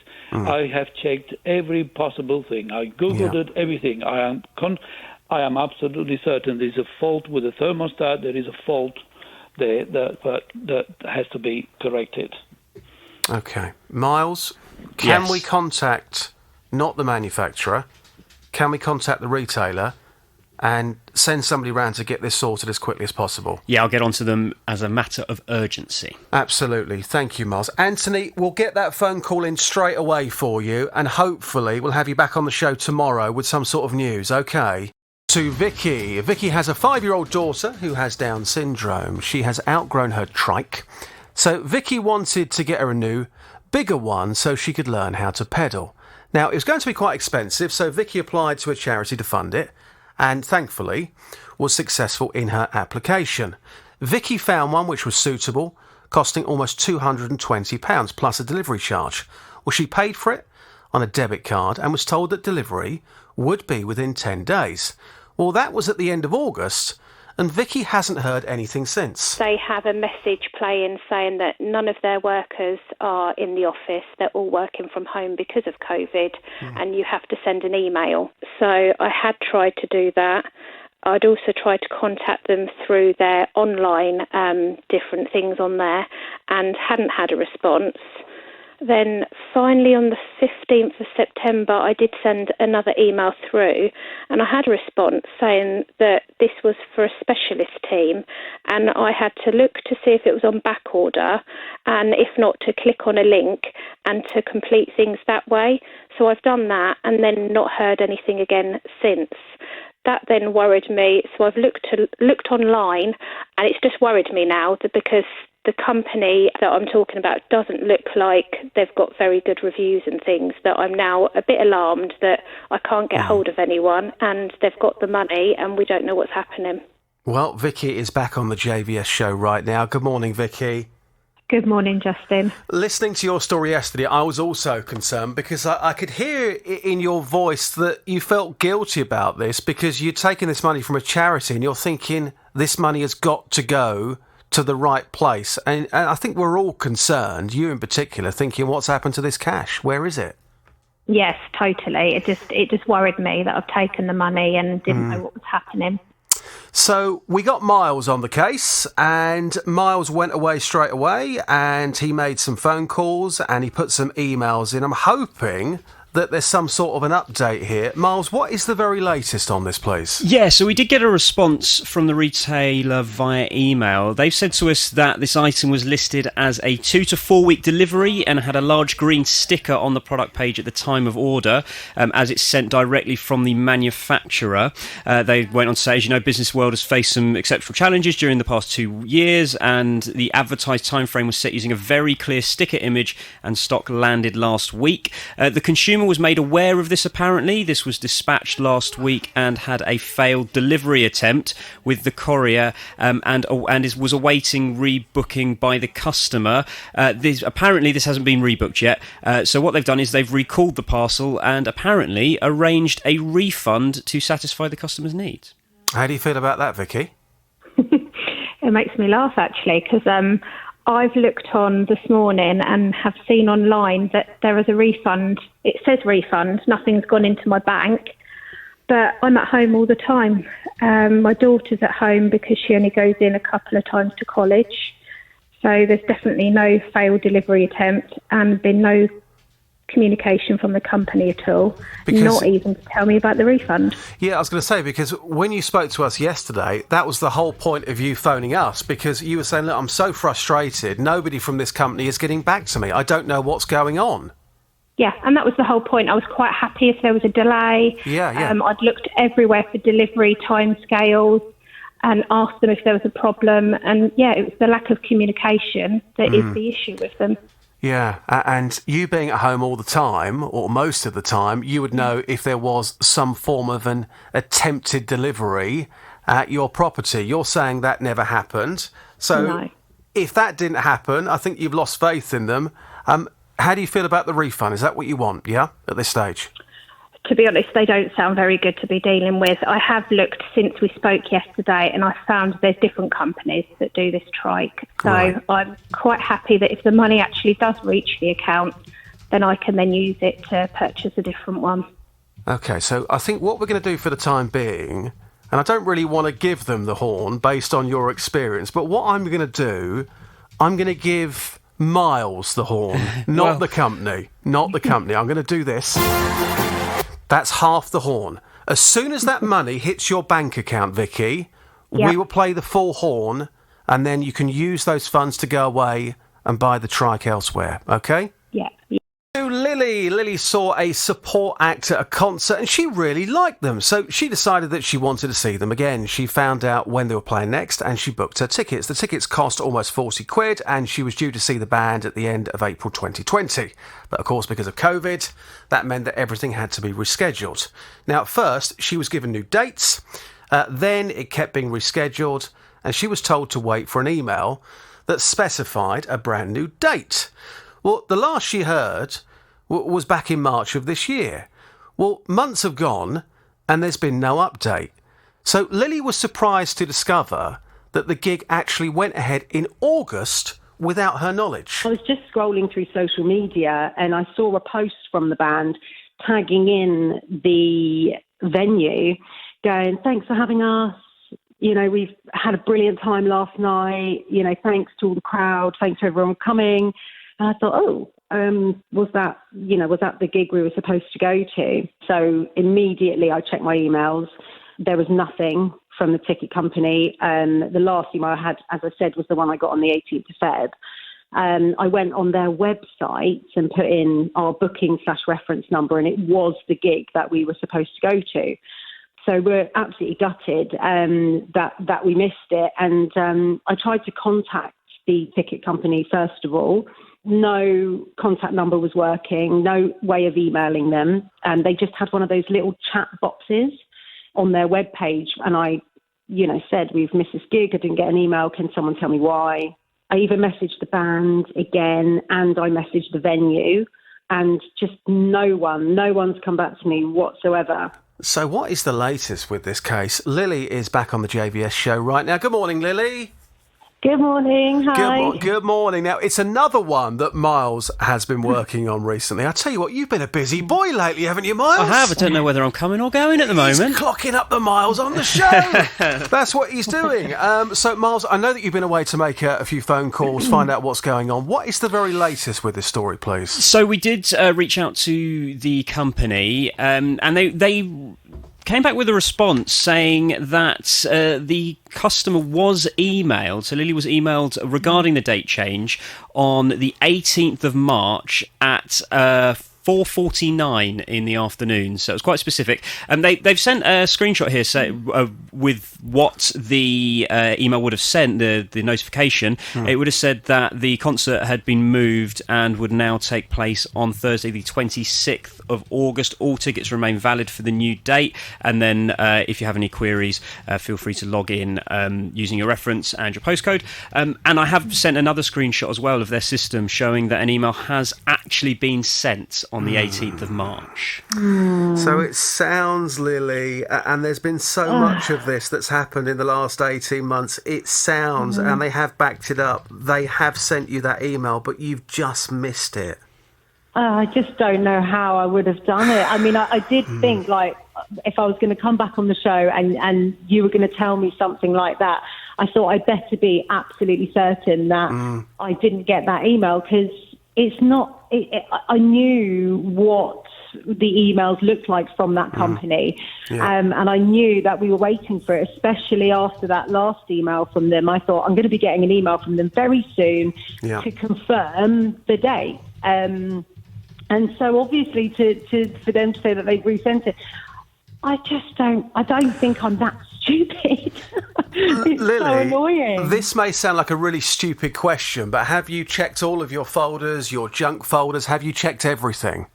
Yeah, absolutely everything. And I did. I even when I think I'm going to be receiving an email from anyone, if I hadn't received it, in the time I thought I might have done, I'll always check my junk. I'll always check other inboxes, and just make absolute sure that I haven't missed something. I mean, it was 6 months ago, so if it was in your junk folder, it might well have disappeared. But sadly, with this company, Miles, they have provided the proof that email was sent. 18th of March 2021 at 4:49 in the afternoon. Oh, Lily. Look, I tell you what I'm going to do, okay? On this occasion, and because I'm a bit of a music nut myself, Lily, in fact, most of my home has got framed pictures of people like Phil Collins, Don't Laugh, Freddie Mercury. No, nice. That's good. yeah, exactly. Freddie Mercury, the Beatles, the Rolling Stones, people like that. How much did these tickets cost you? So they were £39.60. £39.60. What I'm going to do on this occasion, because I do feel for you, and there is absolutely no promises whatsoever here. I want to limit your expectations, but what I will do, I will try and make contact with the band and just say to them, this is the situation. Is there anything that you might be able to do? Now, they don't have to do anything at all, but I will make contact with them and I'll see what they've got to say. Because I would like you to go and see this band, because music, it feeds the soul, doesn't it, Lily? It makes you feel good about life. I just absolutely love them. I mean, they're so good, and I mean, this is again why it's so annoying, because I'm not that sort of ditzy, If I've missed something, I would totally put my hands up and go, do you know what? That was my fault. I know. And I was so excited to see them because, it's been a long time since me and my husband have been out. We've had a baby girl, and it's actually her birthday today. Happy birthday. Thank you. And it was just something to really look forward to. Lily, I'm going to pass you back to Miles. As I say, no promises whatsoever, but we'll tell the band what's happened and see if there's anything that they can do. And we'll leave it there for the time being. Thank you, Lily. Darren, good morning. Good morning. Good morning, Darren. So without mentioning any company names, tell us your problem. Hopefully we can help or certainly point you in the right direction. What's going on, sir? Okay, so I live in a terraced property, and the housing association who own the neighbour property replaced their roof on the 27th of July. Right. But in the process, they removed some of my tiles. They've tried patching them in with tiles that they used on the neighbour's roof, but these tiles are of a completely different size and colour. Yeah. They've also put a joining strip down there. When I complained about this to the chartered surveyors, the roofing company came round and sprayed the tiles with a spray can to try and match them in with my roof. But in the process of doing that, then also sprayed my existing tiles. Since then, I've sent several emails to the chartered surveyors saying that I'm not happy with the solution that they've done. So I just want to be absolutely clear here, Darren. So have they tried to spray the tiles then? Yes, the ones that they've used to patch in my roof, they've sprayed to try and match them in with my existing tiles. Okay, well, look, I've seen the pictures myself, which I will talk about in a second, but how would you describe the state of your roof at the moment? Shocking. Far worse than it was before they started the work. I just think it's a very unprofessional job. I was expecting my roof to be left as it was, or at least in a better condition than it is. If you can just stand still for a second, Darren, because I want to hear every word you're saying so we can get on to this later on and try and get this sorted for you. So what's happened is the roof next door has been repaired. There's been some damage to your roof. Tiles have gone on there. Didn't exactly match. They've tried to spray them. It doesn't look particularly good. How big is that difference in colour between the tiles you've got and the new ones that they tried to paint? How big is that difference? Well, it's noticeable when you look at the property that you can tell the ones that they've sprayed and the ones that are existing. And they're of a completely different type as well. So a different type, a different colour. How many tiles are we talking here? Well, they've done it on the front and the back. We're probably talking about 15 tiles on each side. 15 tiles. Can I say how I would describe it? Because I've seen the pictures. What it looks like is where these new tiles have gone on, and they've tried to spray them as well, it looks like somebody's put a ladder on your roof. Is that a fair reflection? From a distance, it looks like a ladder is on your roof because the colour is that obvious. Is that fair? Yeah, that's fair, yeah. And why isn't the Housing Association sorting this? Why are you dealing with a surveyor? Because that's who I was told to deal with. But then on the 15th of September, after I sent about 9 emails now, on the 15th of September, the surveyor told me I need to speak to the site manager. Yeah. Last week I spoke with the site manager, and the site manager said that they'd come round to my property with a staff of work from the Housing Association to have a look at my roof. That was going to be done on Tuesday morning. Yeah. But on the Monday morning, he messaged me saying, no, it's not. It's a party wall. It's not down to them, it's down to the surveyors. So I'm basically going backwards and forwards. No. What we need to do is keep this nice and simple. We need to go to the Housing Association and say, this is the work that you've employed somebody to do. Because of that work, it's affected Darren's roof as well. This is all through no fault of his own. You've created this problem. What are you going to do to put it right? That's what we need to do. Yeah. So I'm going to pass you back to Miles. We'll take down all of your details and we will go away this afternoon and we will find out what's going on. So very simply, from your point of view, you just want the tiles that have been affected by the job next door to match the tiles that you've got on the rest of your roof. It's not rocket science, is it, Darren? No, it's not. No. Leave it to us. I'll pass you back to Miles. We'll take your details and we'll put some phone calls in this afternoon. Thank you very much. Now back to Anthony. Anthony bought a fridge freezer in April. Everything was absolutely fine until July when the alarm started going on and off. Now, it stopped for a time, but recently it started again. Now, just to warn you, few seconds here. This noise is very, very unpleasant. You may hate it yourself, but also if you have pets, cats and dogs, I'm going to give you a few seconds here just to maybe cover their ears, because this sound on Anthony's fridge is absolutely horrific. Now, just bear this in mind. Anthony lives in a small one-bedroom flat. So it's not a case of him living in a townhouse where he can go to the top and sleep. No, this is keeping him up all night long. This is the sound.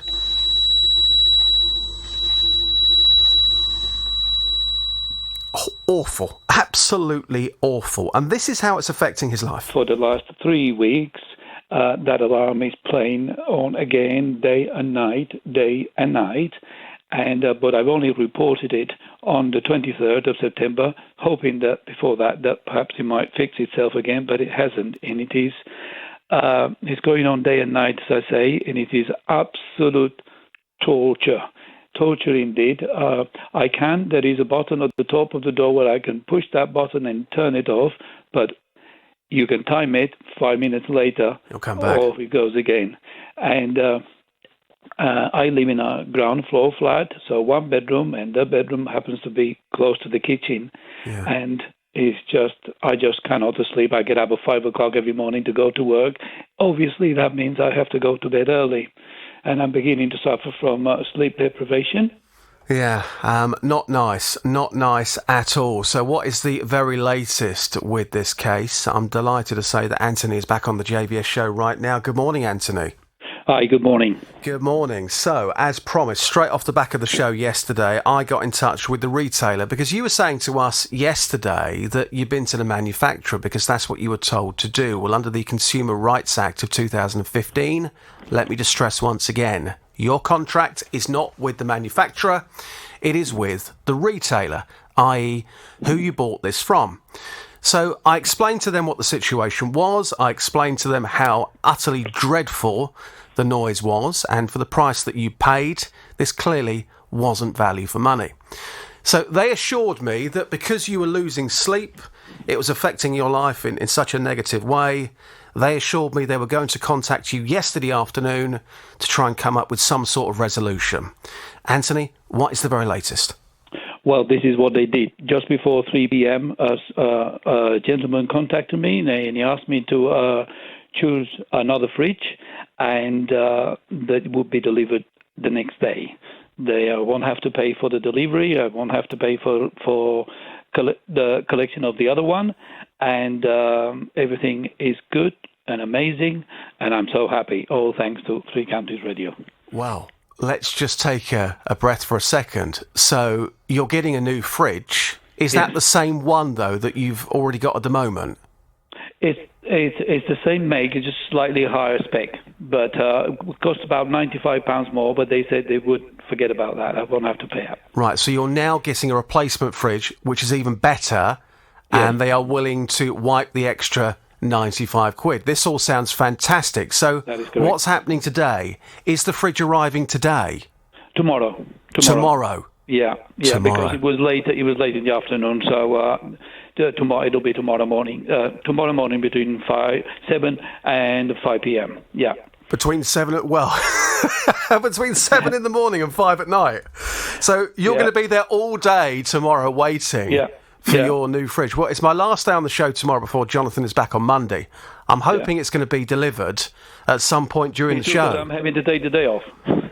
But are you happy to do that, bearing in mind what you've been through since you bought this fridge freezer? Yeah, I'm quite happy to do that with what I had to put up with. Yes, I am delighted. Yes, I don't mind. Yeah, anything just to get that alarm out of my head. So for the time being, though, have you still got stuff in that fridge freezer? Yes. So you've just got one more night left of the alarm going off, but you know tomorrow it's finally going to be out of your life and you've got a brand new one coming. It'll be happy days. Absolutely. Thank you so very much. Can't thank you enough. It's a pleasure, Anthony. And I think, for anybody who heard the show yesterday, who heard that sound effects and heard it again today, I think with all of these cases, you've just got to put yourself in the shoes of the person you're talking to. And I heard that and I thought, I used to live in a one-bedroom flat. And I know from experience that they are very, very small. And if you have a sound like that, you just cannot get away from that sound. It is just in your head. It's never going to leave you. And I think we all just felt so sorry for you. Yeah. It is dreadful. Absolutely dreadful. And so I don't know but I learned something yesterday that the contract is with the retailer, not with the manufacturer. I didn't know about that. Yeah, and again, it's just a kind of heads up on this. If you do buy something and it goes wrong, within a certain amount of time, we call a reasonable amount of time. So if you buy something and they say, well, speak to the manufacturer, no. You come back at them straight away. And you can tell them, under the law, the Consumer Rights Act of 2015, the contract is with the retailer and not the manufacturer. So for the time being, what I'm going to do, I'm going to give this company this. That is half the horn, Anthony. Right. And the company are going to get the full shebang, the full horn, either tomorrow when that fridge freezer is delivered and you're happy. If it's not tomorrow during the programme, it will be with Jonathan on Monday. As soon as it's there and you can tell us it's here, it's arrived, there is no alarm, I'm happy, that's when we'll give them the rest of the horn. Absolutely amazing. Thank you. A million thanks. Thank you for that. It's a pleasure. It's what we do. Anthony, stay in touch and hopefully we'll speak to you tomorrow morning on the JVS show. Speak to you soon. Thank you very much. Bye. Bye-bye for now. And that is how to do it. For any companies listening right now, they got onto it very, very quickly. Not only did they email me yesterday, but they also phoned me and said, we're going to put this right as quickly as we can. And there is the evidence. Now to Carol. In May, Carol had to go to Spain, but on her return flight back to the UK, Carol, she put her tablet in the pocket of the seat next to her. Now, as soon as she got home, she realised, oh no, I've left it on the plane. Well, she's contacted the airport to try and get it back, but is now worried that they might have disposed of it. I telephoned them, and then obviously you've got to wait for your options, press the option for reporting a lost item. And there was a message on there saying because of coronavirus and lack of staff, they weren't actually dealing with it personally. You had to go on this email address and fill out a form, which I did. And then waited and waited. I've gone back on there periodically to track it, to see what's happening. And now it says disposed, which I'm assuming they mean they've disposed of my tablet, which I don't understand why they would do that. Well, Carol is back on the JVS show right now. Good morning, Carol. Hi, Justin. You okay? Yeah, I'm not very technical, so I haven't got a tablet. How much did this tablet cost you originally, Carol? It was about 180, I think. About 180 quid. And there could be some people listening saying, oh, come on, Carol. You shouldn't be losing things on a plane. But let me just say this right now, Carol. I lost my Ghetto Blaster on a plane once. I left it on the plane. It was a family trip. We then spent 2 hours in the airport while they tried to get my Ghetto Blaster and my 50 CDs back. But thankfully, that happened. But what's the very latest with your case? Now, Miles, have you got a tablet yourself? No, I don't have a tablet. Oh, I've barely got a mobile phone that works. I'm really not very technical. Miles, you've been looking into this case. What is the very latest for Carol? Yeah, so we reached out to the airline after Carol was on the programme, and they came back with a response. They just said that items found on board are returned to the base office, and they've requested an update from the base office. As soon as they have an update, they'll relay it to Carol. A member of the customer team will be in touch with her to explain this. Okay, so that is the very latest. Do we know how long that might take? Or not at this point, so I guess we just have to ask Carol if she's heard anything. Yeah, have you heard anything, Carol? Last Friday, I had a telephone call from the airline, pretty much saying the same thing, to be honest, that they were just touching base. They didn't have an answer, but they would be in touch. And you've heard nothing back since? No. So it's just a waiting game, hopefully, and we can only hope and pray for you, Carol, that they come back with some good news. Fingers crossed. But at least they've recognised the story, they're onto it, and hopefully, certainly in the next few days when Jonathan is back next week, we'll have some more news for you. So that is the very latest. Let's keep everything firmly crossed for you. Before I let you go, what was it like going to Spain in May? Because, Carol, I've not been away now for 2 years, and I've got my wife saying to me, we're going away next month, and that is the end of it. What was it like going to Spain back in May? Well, to be honest, I only stayed the one night. It was sort of an emergency type thing I had to do. It was a complete and utter nightmare. Right, OK. Well, Carol, look, I'll pass you back to Miles. As I say, hopefully some news to come for you in the next few days. If we hear of anything, we'll let you know. And if you hear anything, will you let us know, OK? Will do, yeah. To Kyle, who's here. Kyle, good morning. Hello, good morning, Justin. How you doing? Very well, sir. Thank you so much for getting in touch with the programme. So, no company names. Tell us what's going on with you, and hopefully we can help you out. Away you go, please, Carl. Right, so basically back in December of 2020, I got diagnosed with a chronic health condition, a rare form of MS. Part of this means that I can't walk medium, short or long distances. I work within the motor industry. A couple of charities within the motor industry have fundraised me over £2,600 to purchase a mobility scooter and a shed to accompany it. Yep. The scooter got delivered last Monday. It was an absolutely amazing scooter. Looking from the pictures, it's quite a modern-looking scooter, not your traditional-looking mobility scooter. Yep. I am only 32. And within an hour of taking delivery of that, I was driving along and systematically all the lights stopped working. So the scooter still drives, but none of the lights working. Part of that means I can't now take it out at night time. I can't use it on the roads because it's a road legal one. Yeah. And all of this has basically defeated the whole point of me using my scooter to get to and from work, because pretty soon the nights are going to be so short I'm not going to be able to ride it back home from work. Been in contact with the company many times, and they keep saying that I'm on the list to get repairs done. Bear in mind, I had the scooter for less than 60 minutes when this really happened. They're still offering no date to come and fix it. They're not helping me. They spoke to the manager, but not got back to me to tell me what the manager's saying. So I'm just, the people are pleasant, they're nice to deal with, and they say the right things, but they don't do anything, and they're not offering me anything. You just want this sorted as quickly as possible. So just to go back, if you don't mind, Carl, so you're 32 years old, and you were saying this scooter, this mobility scooter, cost £2,600, is that correct? Well, the scooter was £2,000, the shed to accompany it was £600, and that's what they also paid for. Okay, so that's quite a lot of money. And a lot of money, yeah. You were saying that this is slightly different because you're 32 years old. You wanted it to be quite a trendy mobility scooter. Yeah. So just take us through that process as well. What is so different about this mobility scooter compared to others? Well, the thing that caught me the most was its first appearance. That comes in a nice matte black, not the two traditional blues or reds that you see everybody else have on the streets.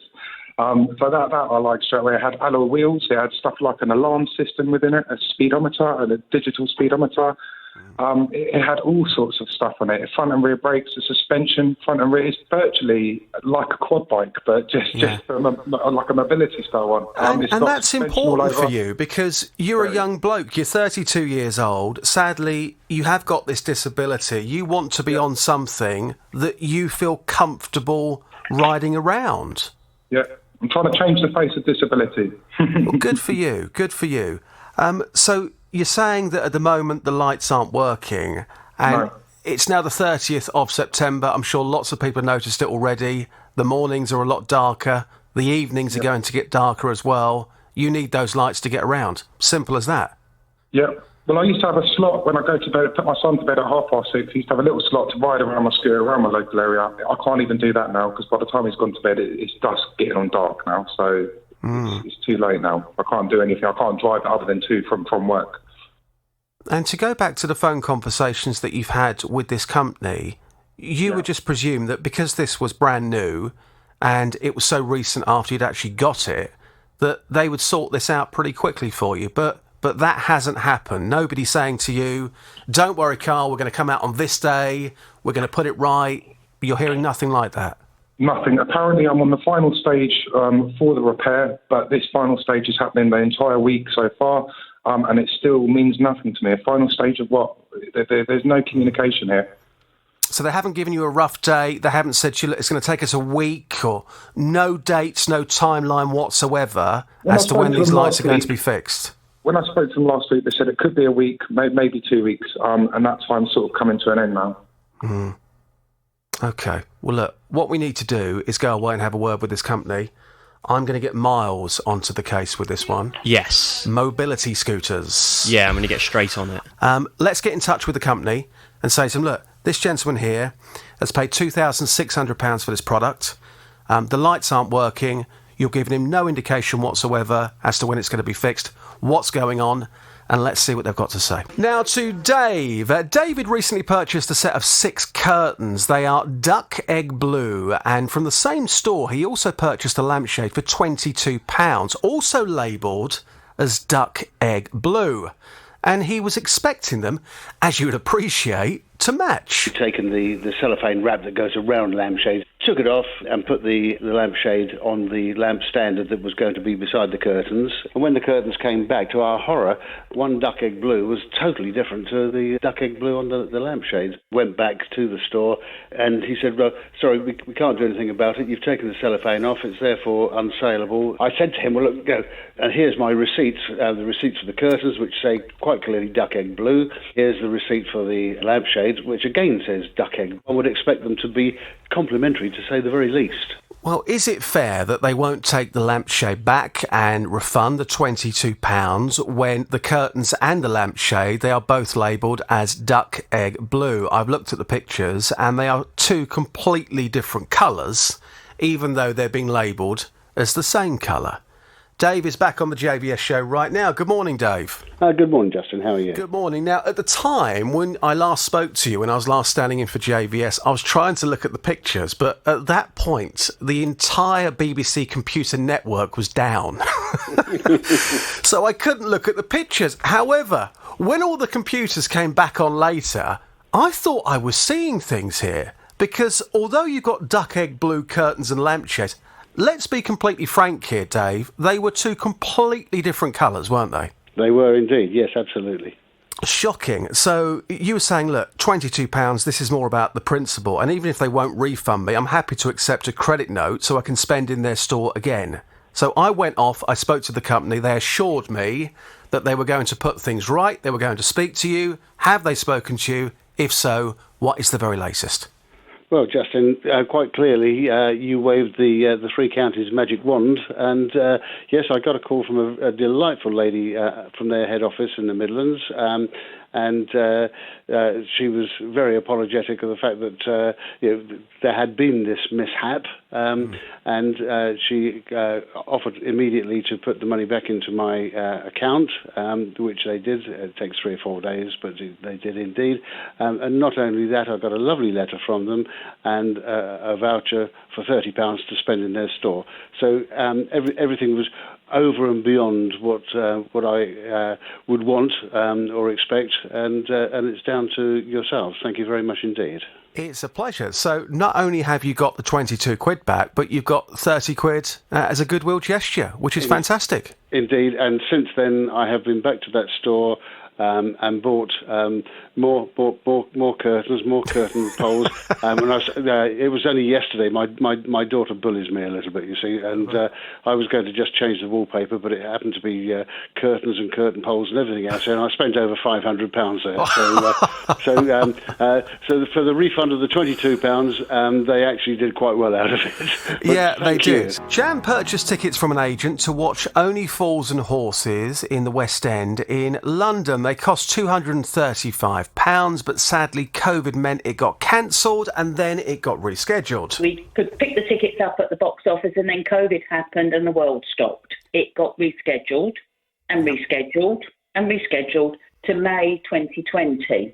And we would be hearing very shortly within the next couple of weeks when our next, hopefully, date would be. Since then, we've not heard a dicky bird. I've been going round in ever decreasing circles and I don't know what else to do. Well, Jan was very, very frustrated. £235 is a lot of money, and she just wanted to see the show. Jan is back on the JVS show right now. Hi, Jan. Hi.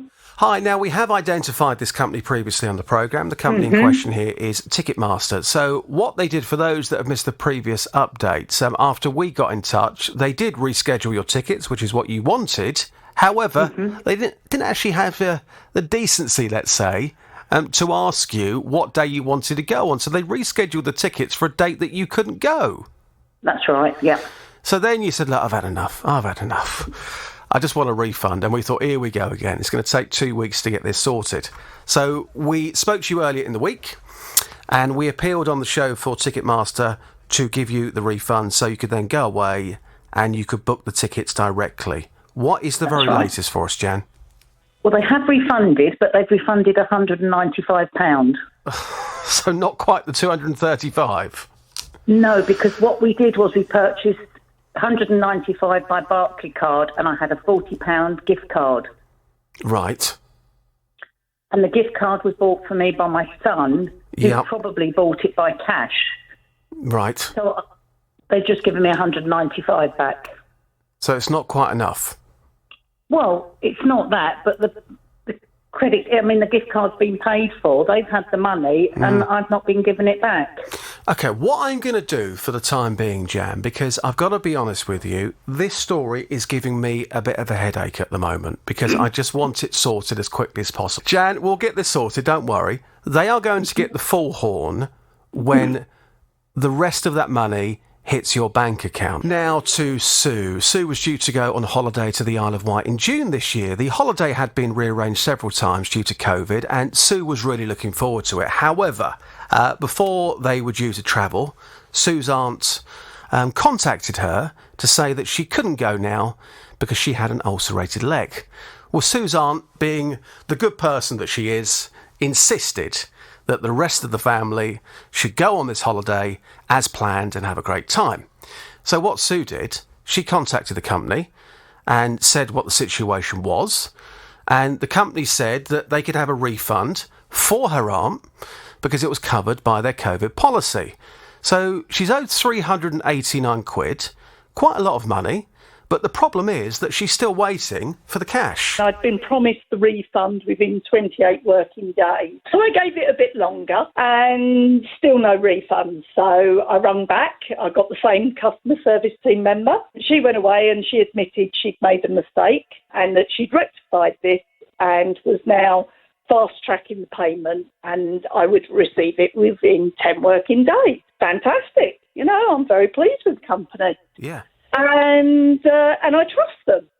So I wait, and I wait longer than 10 working days again, and still no refund. So I ring back. And each time I ring back, I'm waiting over an hour. So that was the situation. We spoke to Sue on the show yesterday, and Sue is back on the JBS show right now. Good morning, Sue. Morning, Justin. Good morning. Now, I explained to this company yesterday that we deal with a lot of complex consumer cases on this show. This, for them, thankfully, was not one of them. They had agreed that you were due the refund of £389. When were you going to get the money?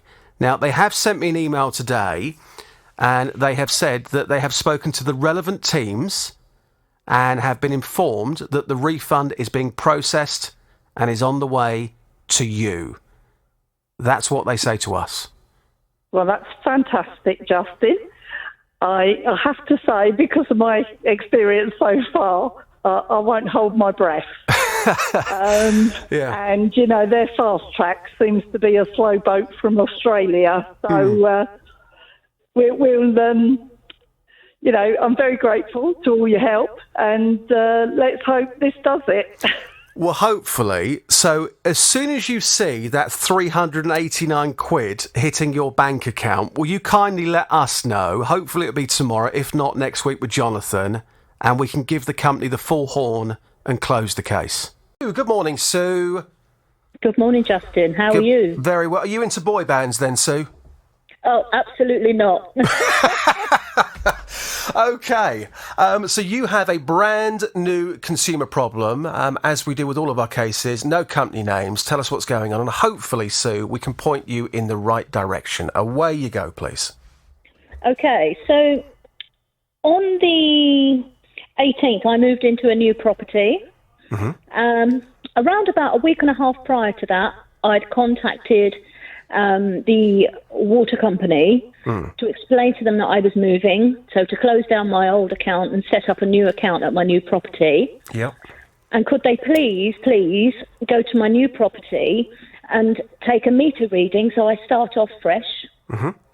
with a meter reading. So they promised me they would. I explained to them I couldn't do it myself because I'm actually disabled, and it would be extremely difficult for me to reach down to read the meter. Yeah. They promised me that they would read it on the 17th.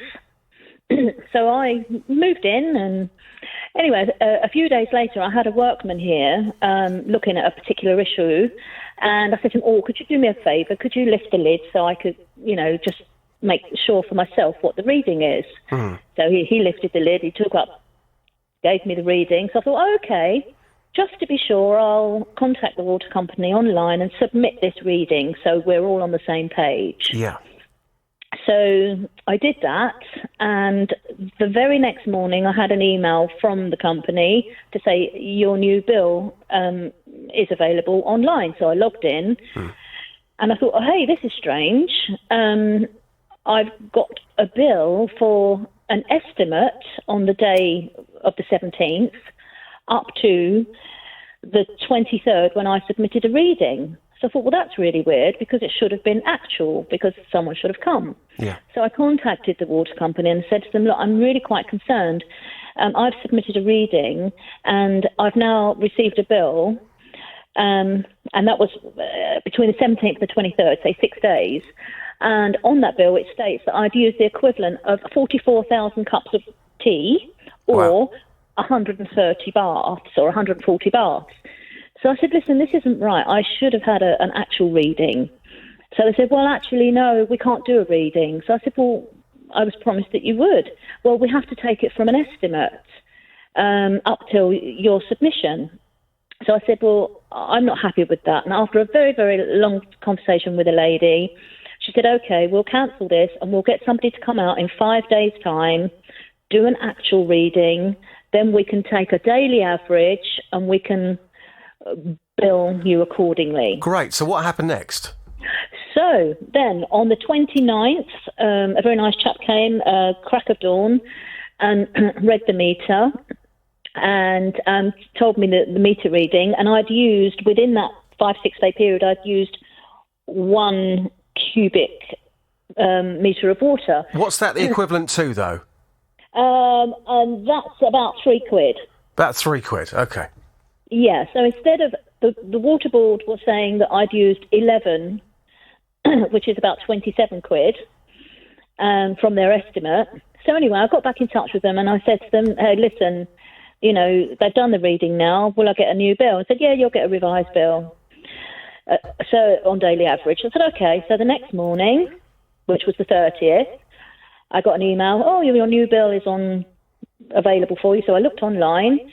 So there was the 1 cubic metre that I'd used for £3.79, plus the estimated bill. So they hadn't done a daily average for the whole period from the 17th to the 29th.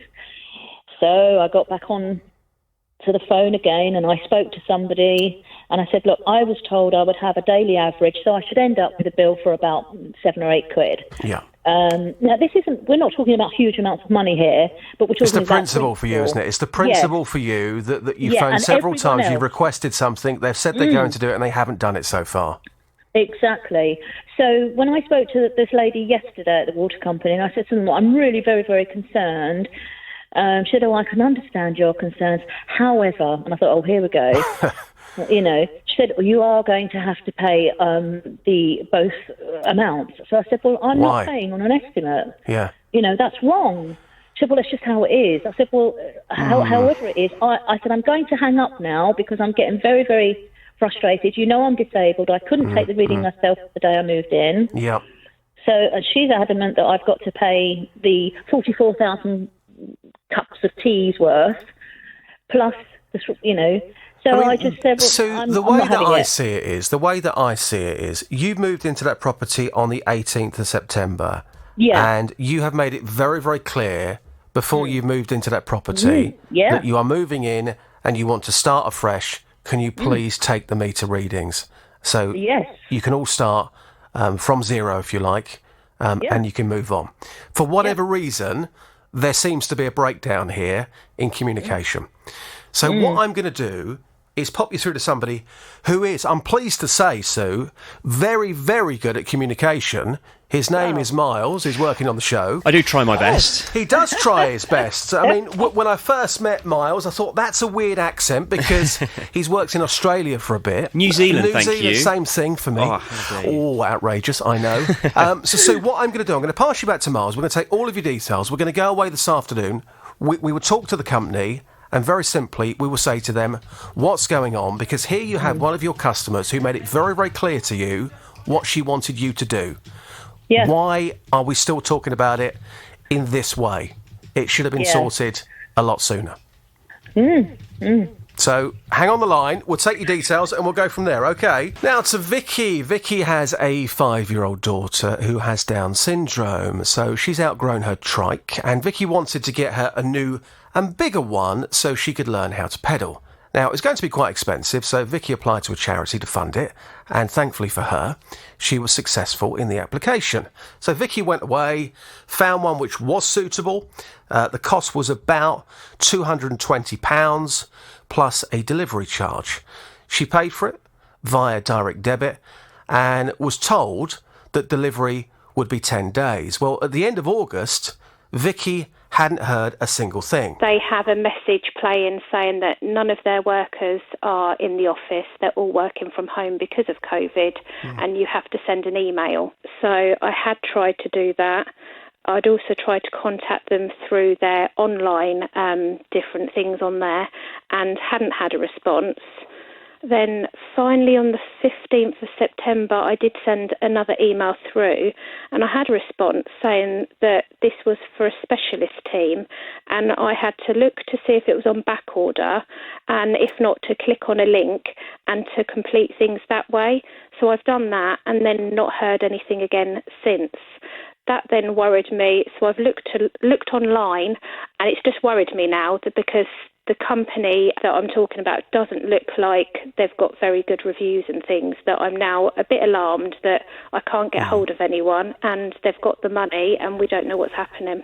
Well, I just said direct debit there. In actual fact, Vicky paid for this outright via a debit card. So this money has been spent and it was money that was given to her by a charity and she was worried that something very wrong was going on. Vicky is back on the JVS show right now. Good morning, Vicky. Good morning, Justin. Good morning, Vicky. So Miles has been looking into this one. Miles, what is the very latest with this case, please? Right, so once we'd heard from Vicky, we contacted the company. All we contacted them for really was information on where this trike was. Was there going to be a delivery date? What was going on? They came back to us and straight away they claimed that there had been contact with Vicky and there'd actually been a failed delivery. And just to be absolutely clear on this at this stage, Vicky, because you are in the property most of the time with your daughter, you're saying that you're always there and there was no such thing as a failed delivery. That's correct, isn't it? Yeah, no delivery or anything at all. Yeah, because you would know if... Well, look, let's be honest about it. If somebody turned up at your front door with a trike, I think that you would know about it. So you saw no evidence of that whatsoever. Yeah, and then the company came straight in with we've issued a refund, and at the last time we spoke to Vicky was waiting for the money to come back, for the refund to come through into her bank account. It was stated as refunded on the website, but the money hadn't come in yet. And at this stage, Vicky, I've got to be honest with you, I was a little bit concerned because if they're saying to us, well, we've tried to deliver it and you're saying that's not happened, we're now going to give a refund. I was worried that the refund wasn't going to go your way. What is the very latest for us, Vicky? Yeah, I admit, I've been very worried and I've been checking my bank over and over again. And this morning I looked and it had gone in. So, yeah, fantastic news. And you've done a really good job. Didn't get the trike from the company, but I've got a refund that I can now order it elsewhere. Anthony bought himself a fridge freezer in April. Everything was absolutely fine until July when the alarm started going on and off. It stopped for a time, but it's recently started again. This is what the alarm sounds like. That's enough because it is absolutely awful. In fact, it's so noisy that Anthony says that he can't sleep. For the last 3 weeks, that alarm is playing on again day and night. And but I've only reported it on the 23rd of September, hoping that before that perhaps it might fix itself again, but it hasn't, and it's going on day and night, as I say, and it is absolute torture indeed. There is a button at the top of the door where I can push that button and turn it off, but you can time it 5 minutes later, it'll come back. Off it goes again. And I live in a ground floor flat, so one bedroom, and the bedroom happens to be close to the kitchen. Yeah. And I just cannot sleep. I get up at 5 o'clock every morning to go to work. Obviously, that means I have to go to bed early, and I'm beginning to suffer from sleep deprivation. Just absolutely awful. Well, we first spoke to Anthony on Wednesday. By Wednesday afternoon, the company had emailed back. They phoned me back saying, we are going to put this right. Anthony then had some news for us yesterday, and he said they are going to replace the fridge freezer. Anthony is back on the line right now. Good morning, Anthony. Hi, good morning, and apologies for the background alarm, if you can hear it, because I'm at home today because I'm waiting for these deliveries, so apologies for that sound. Can you just be quiet just for a few seconds, because I want to see whether I can still hear this alarm in the background. So just for 5 seconds, Anthony, can you just be quiet for 5 seconds? I don't know whether I can hear it in the background at the moment. However, we did play a sound effect of it. It's horrendous. The company said that a new fridge freezer was coming out today. What is the very latest for us on this story, please, Anthony? The arrival time of the fridge freezer should be between 13:45 and 15:45 this afternoon. Right. I think I'd like to add the fact that at the moment I'm £538.95 out of pocket. That's because the gentleman I spoke to from the retailer said he could not make the purchase himself. I had to do it myself, and that it would be refunded at the latest, but Monday, perhaps it would take about a week. So I was under the indication from the company that this fridge freezer was simply going to be replaced. So what you're saying is you've had to pay out for another one and they're going to refund you? Correct. Now, I wasn't told about that. Miles, can we phone the company in the next few minutes and get some clarification on that? Yes. I do trust this particular company. Yeah. I do trust the people I'm speaking to. However, this has not been mentioned to me in the last 48 hours. This is new information that's coming to light This here. has surprised all of us. So exactly. So just Anthony, want to get clarification. We'll get clarification. Don't worry, Anthony. We will deal with that. So the fridge freezer will be arriving in the next few hours, because you've booked today off work for this, haven't you? Correct, that's right, yes. You are that desperate to get rid of that fridge freezer with the alarm, and you can't wait to get your new one. So look, what I'm going to do, I'm going to give the company this for the time being. That is 75% of the horn. Now, next week when Jonathan is back, they will get 100% of the horn when you have your new fridge freezer, and also when you have been refunded for the money that you've had to shell out. Does that sound good to you? That sounds smashing. Thank you. I know this may sound like a very weird question, but how excited are you about getting your new fridge freezer today?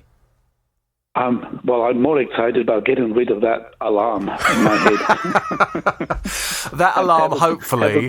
Have a good night's sleep. You've got a couple more hours left with it, but then that alarm is out of your life for good. Anthony, stay on the line. I'll pass you back to Miles, and you'll be talking to Jonathan next week when the company will get 100% of the horn. OK, my friend? Thank you. Cheers. Tiffany, this is a very complex case, this one. Tiffany's car had a broken pipe, so she took it to the garage to be repaired on the 26th of August.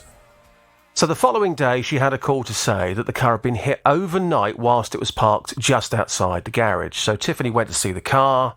All the panels on the left had been hit, and the front was twisted as well. Now, it turns out there was 11.5 grand's worth of damage to the car. The car is now a write-off. And this is where it gets slightly complicated, because the garage owner initially said that he would go through his insurance company. And he told Tiffany that he thought somebody from another business had hit the car whilst it was outside. But then sometime afterwards, he told Tiffany that he couldn't claim because the car was parked outside of the garage. Well, the plot really thickens here at this point, because Tiffany then had a call out of the blue from somebody who said they knew what had happened to her car. I received a call one evening, it was about 2 weeks ago now, from somebody that has works for the yard where my car was, and they said that somebody else there heard a big crash on the evening of the 27th, and he said that my car has fallen off of the ramp inside the garage. We then visited the man from the garage to ask him the truth and say that we've basically been told this has happened. He still denied it, but then said that we could try to go through his insurance company again. Right. So we then started to do that, and I went to visit him because it'd been 2 weeks and still nothing has been resolved. His company, his insurance company, was still trying to decide if they would take on the claim or not. When I visited him, he was still saying that we're putting things together. My car was never on a ramp. He slid underneath it to do the work. And then a minute later, he decided to tell the truth, and he admitted that my car did come off of the ramp. Well, Tiffany wanted two things here. She wanted the truth, and she wanted this to be resolved, and resolved pretty quickly. As I say, it's quite a complex case, this one. Tiffany is back on the JVS show right now. Good morning, Tiffany. Morning. Good morning. So we spoke a couple of days ago, and for those that don't know, you have sent me this. I've watched it. You actually secretly recorded the owner of this garage admitting that the car did fall off the ramp. So you've got that as evidence, haven't you? Yes. Now, I was kind of prepared for him to say that's not the case and then have an awkward conversation about us having this secret video. But he did admit that the car did fall off the ramp, which is great. He said it wasn't me. His friend was using the garage, and when he got in there the following morning, the car was off the ramp. So you wanted the truth. You've now got the truth. You want this resolved. Now, what he did say to me is because initially he thought the car had been hit outside, because his friend, what had done is he'd taken the vehicle, put it outside, tried to tell him, the message didn't get through, there was a note in the car, he didn't see the note in the car. So there was a breakdown in communication. So he's initially told his insurance company the car was hit outside, but then when he found out later the car had fallen off the ramp, that's when he told his insurance company. And of course, from an insurance company point of view, we've got two completely different stories. Now, what he said to me on the phone the other day was that he was trying to sort this out as quickly as he possibly could. And he did say to me that on Monday, in 3 days' time, that the insurance company would be coming out to take statements from both him and his friend. Now, who am I to believe that, Tiffany? Based on your experience that you've had with him, I thought I need to go away and double check. So I phoned his insurance company. I got through to the press office and I said, look, we need to get this confirmed because I've got no evidence whatsoever that backs up what this gentleman is saying. I received an email yesterday from the insurance company and they say, in actual fact, that is the truth. So on Monday, the insurance company will be going out and they'll be taking statements from both the garage owner and also his friend. So we know that as fact. So because we now have that, and we have that in writing, you have the proof via your video that he's admitting liability. He's told me that as well. This is my advice to you, Tiffany. You need to phone your insurance company today and tell them exactly what I've just said to you, because you need to get a courtesy car as quickly as possible. Now, the fact that he's come up with two different stories, that ain't your problem. No. So you need to phone them today, tell them exactly what I've just said to you, and you need to say to your insurance company, can you liaise with his insurance company to get me a courtesy car now, because I still have no vehicle. That's where we are at the moment. Okay, that's fine. I will give my company a call. Does that give you a little bit more reassurance? Because I know you've been told so many things over the past few weeks, but the fact now that we've been back to the company and they can categorically confirm they are sending somebody out on Monday to take the statements, does that give you a bit more reassurance this is finally going to be dealt with? I think so. this will be the third week that it's been with his insurance now, so it's sort of time that something actually gets going and something the good happens, news is that his insurance company know that a BBC Consumer programme is monitoring this case. And I'm hoping because of that, things will be sped up for you. Okay, thank you. OK, we'll leave it there for the time being. Jonathan is back next week. We'll take it from there. But if you hear anything, you let us know. And if we hear anything, we'll let you know. OK, Tiffany? Great, thank you. So now to Michelle.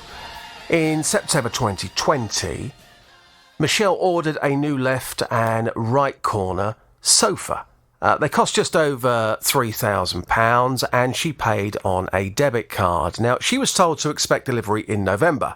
Now, when they arrived, they were sadly damaged. So she contacted the company.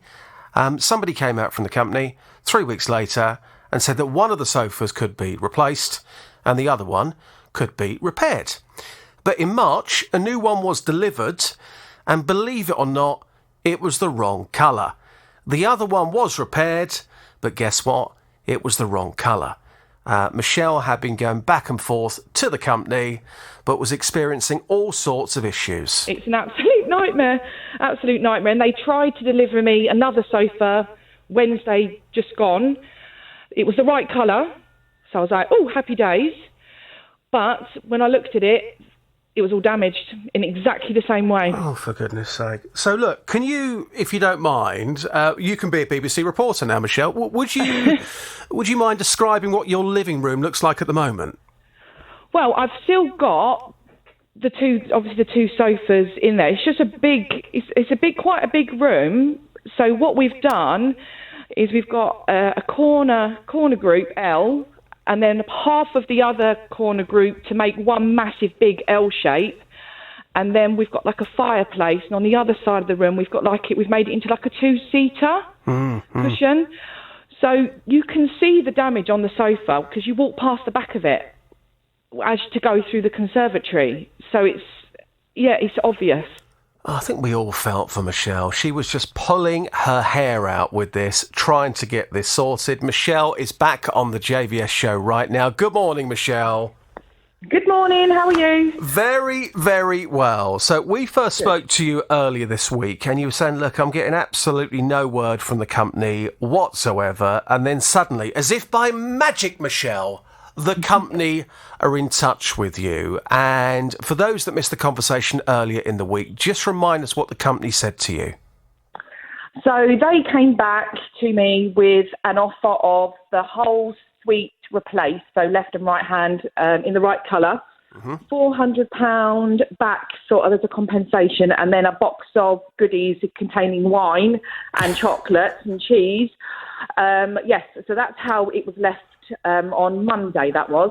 Yeah, so £400 off, which sounds really good. And I think, to be honest with you, after what you've been through, you deserve that. They've offered you 2 brand new sofas, the sofas that you purchased originally, and also this hamper.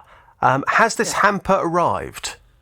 The hamper's arrived, but what I forgot to tell you is they delivered it to the wrong person. They had the wrong address on the box. So where did it end up then? Who got the hamper? It was one of my neighbours got it, and it was a delivery company. So she just said, "Oh, she doesn't live here. She lives a couple of doors down." Gosh. I can take it if you know. I was flabbergasted. Couldn't believe it. Right. So this hamper that they promised you ended up at the wrong place, but eventually you got this hamper again as a goodwill gesture. I mean, it's something that I haven't come across working on this show before. But tell us what was in the hamper.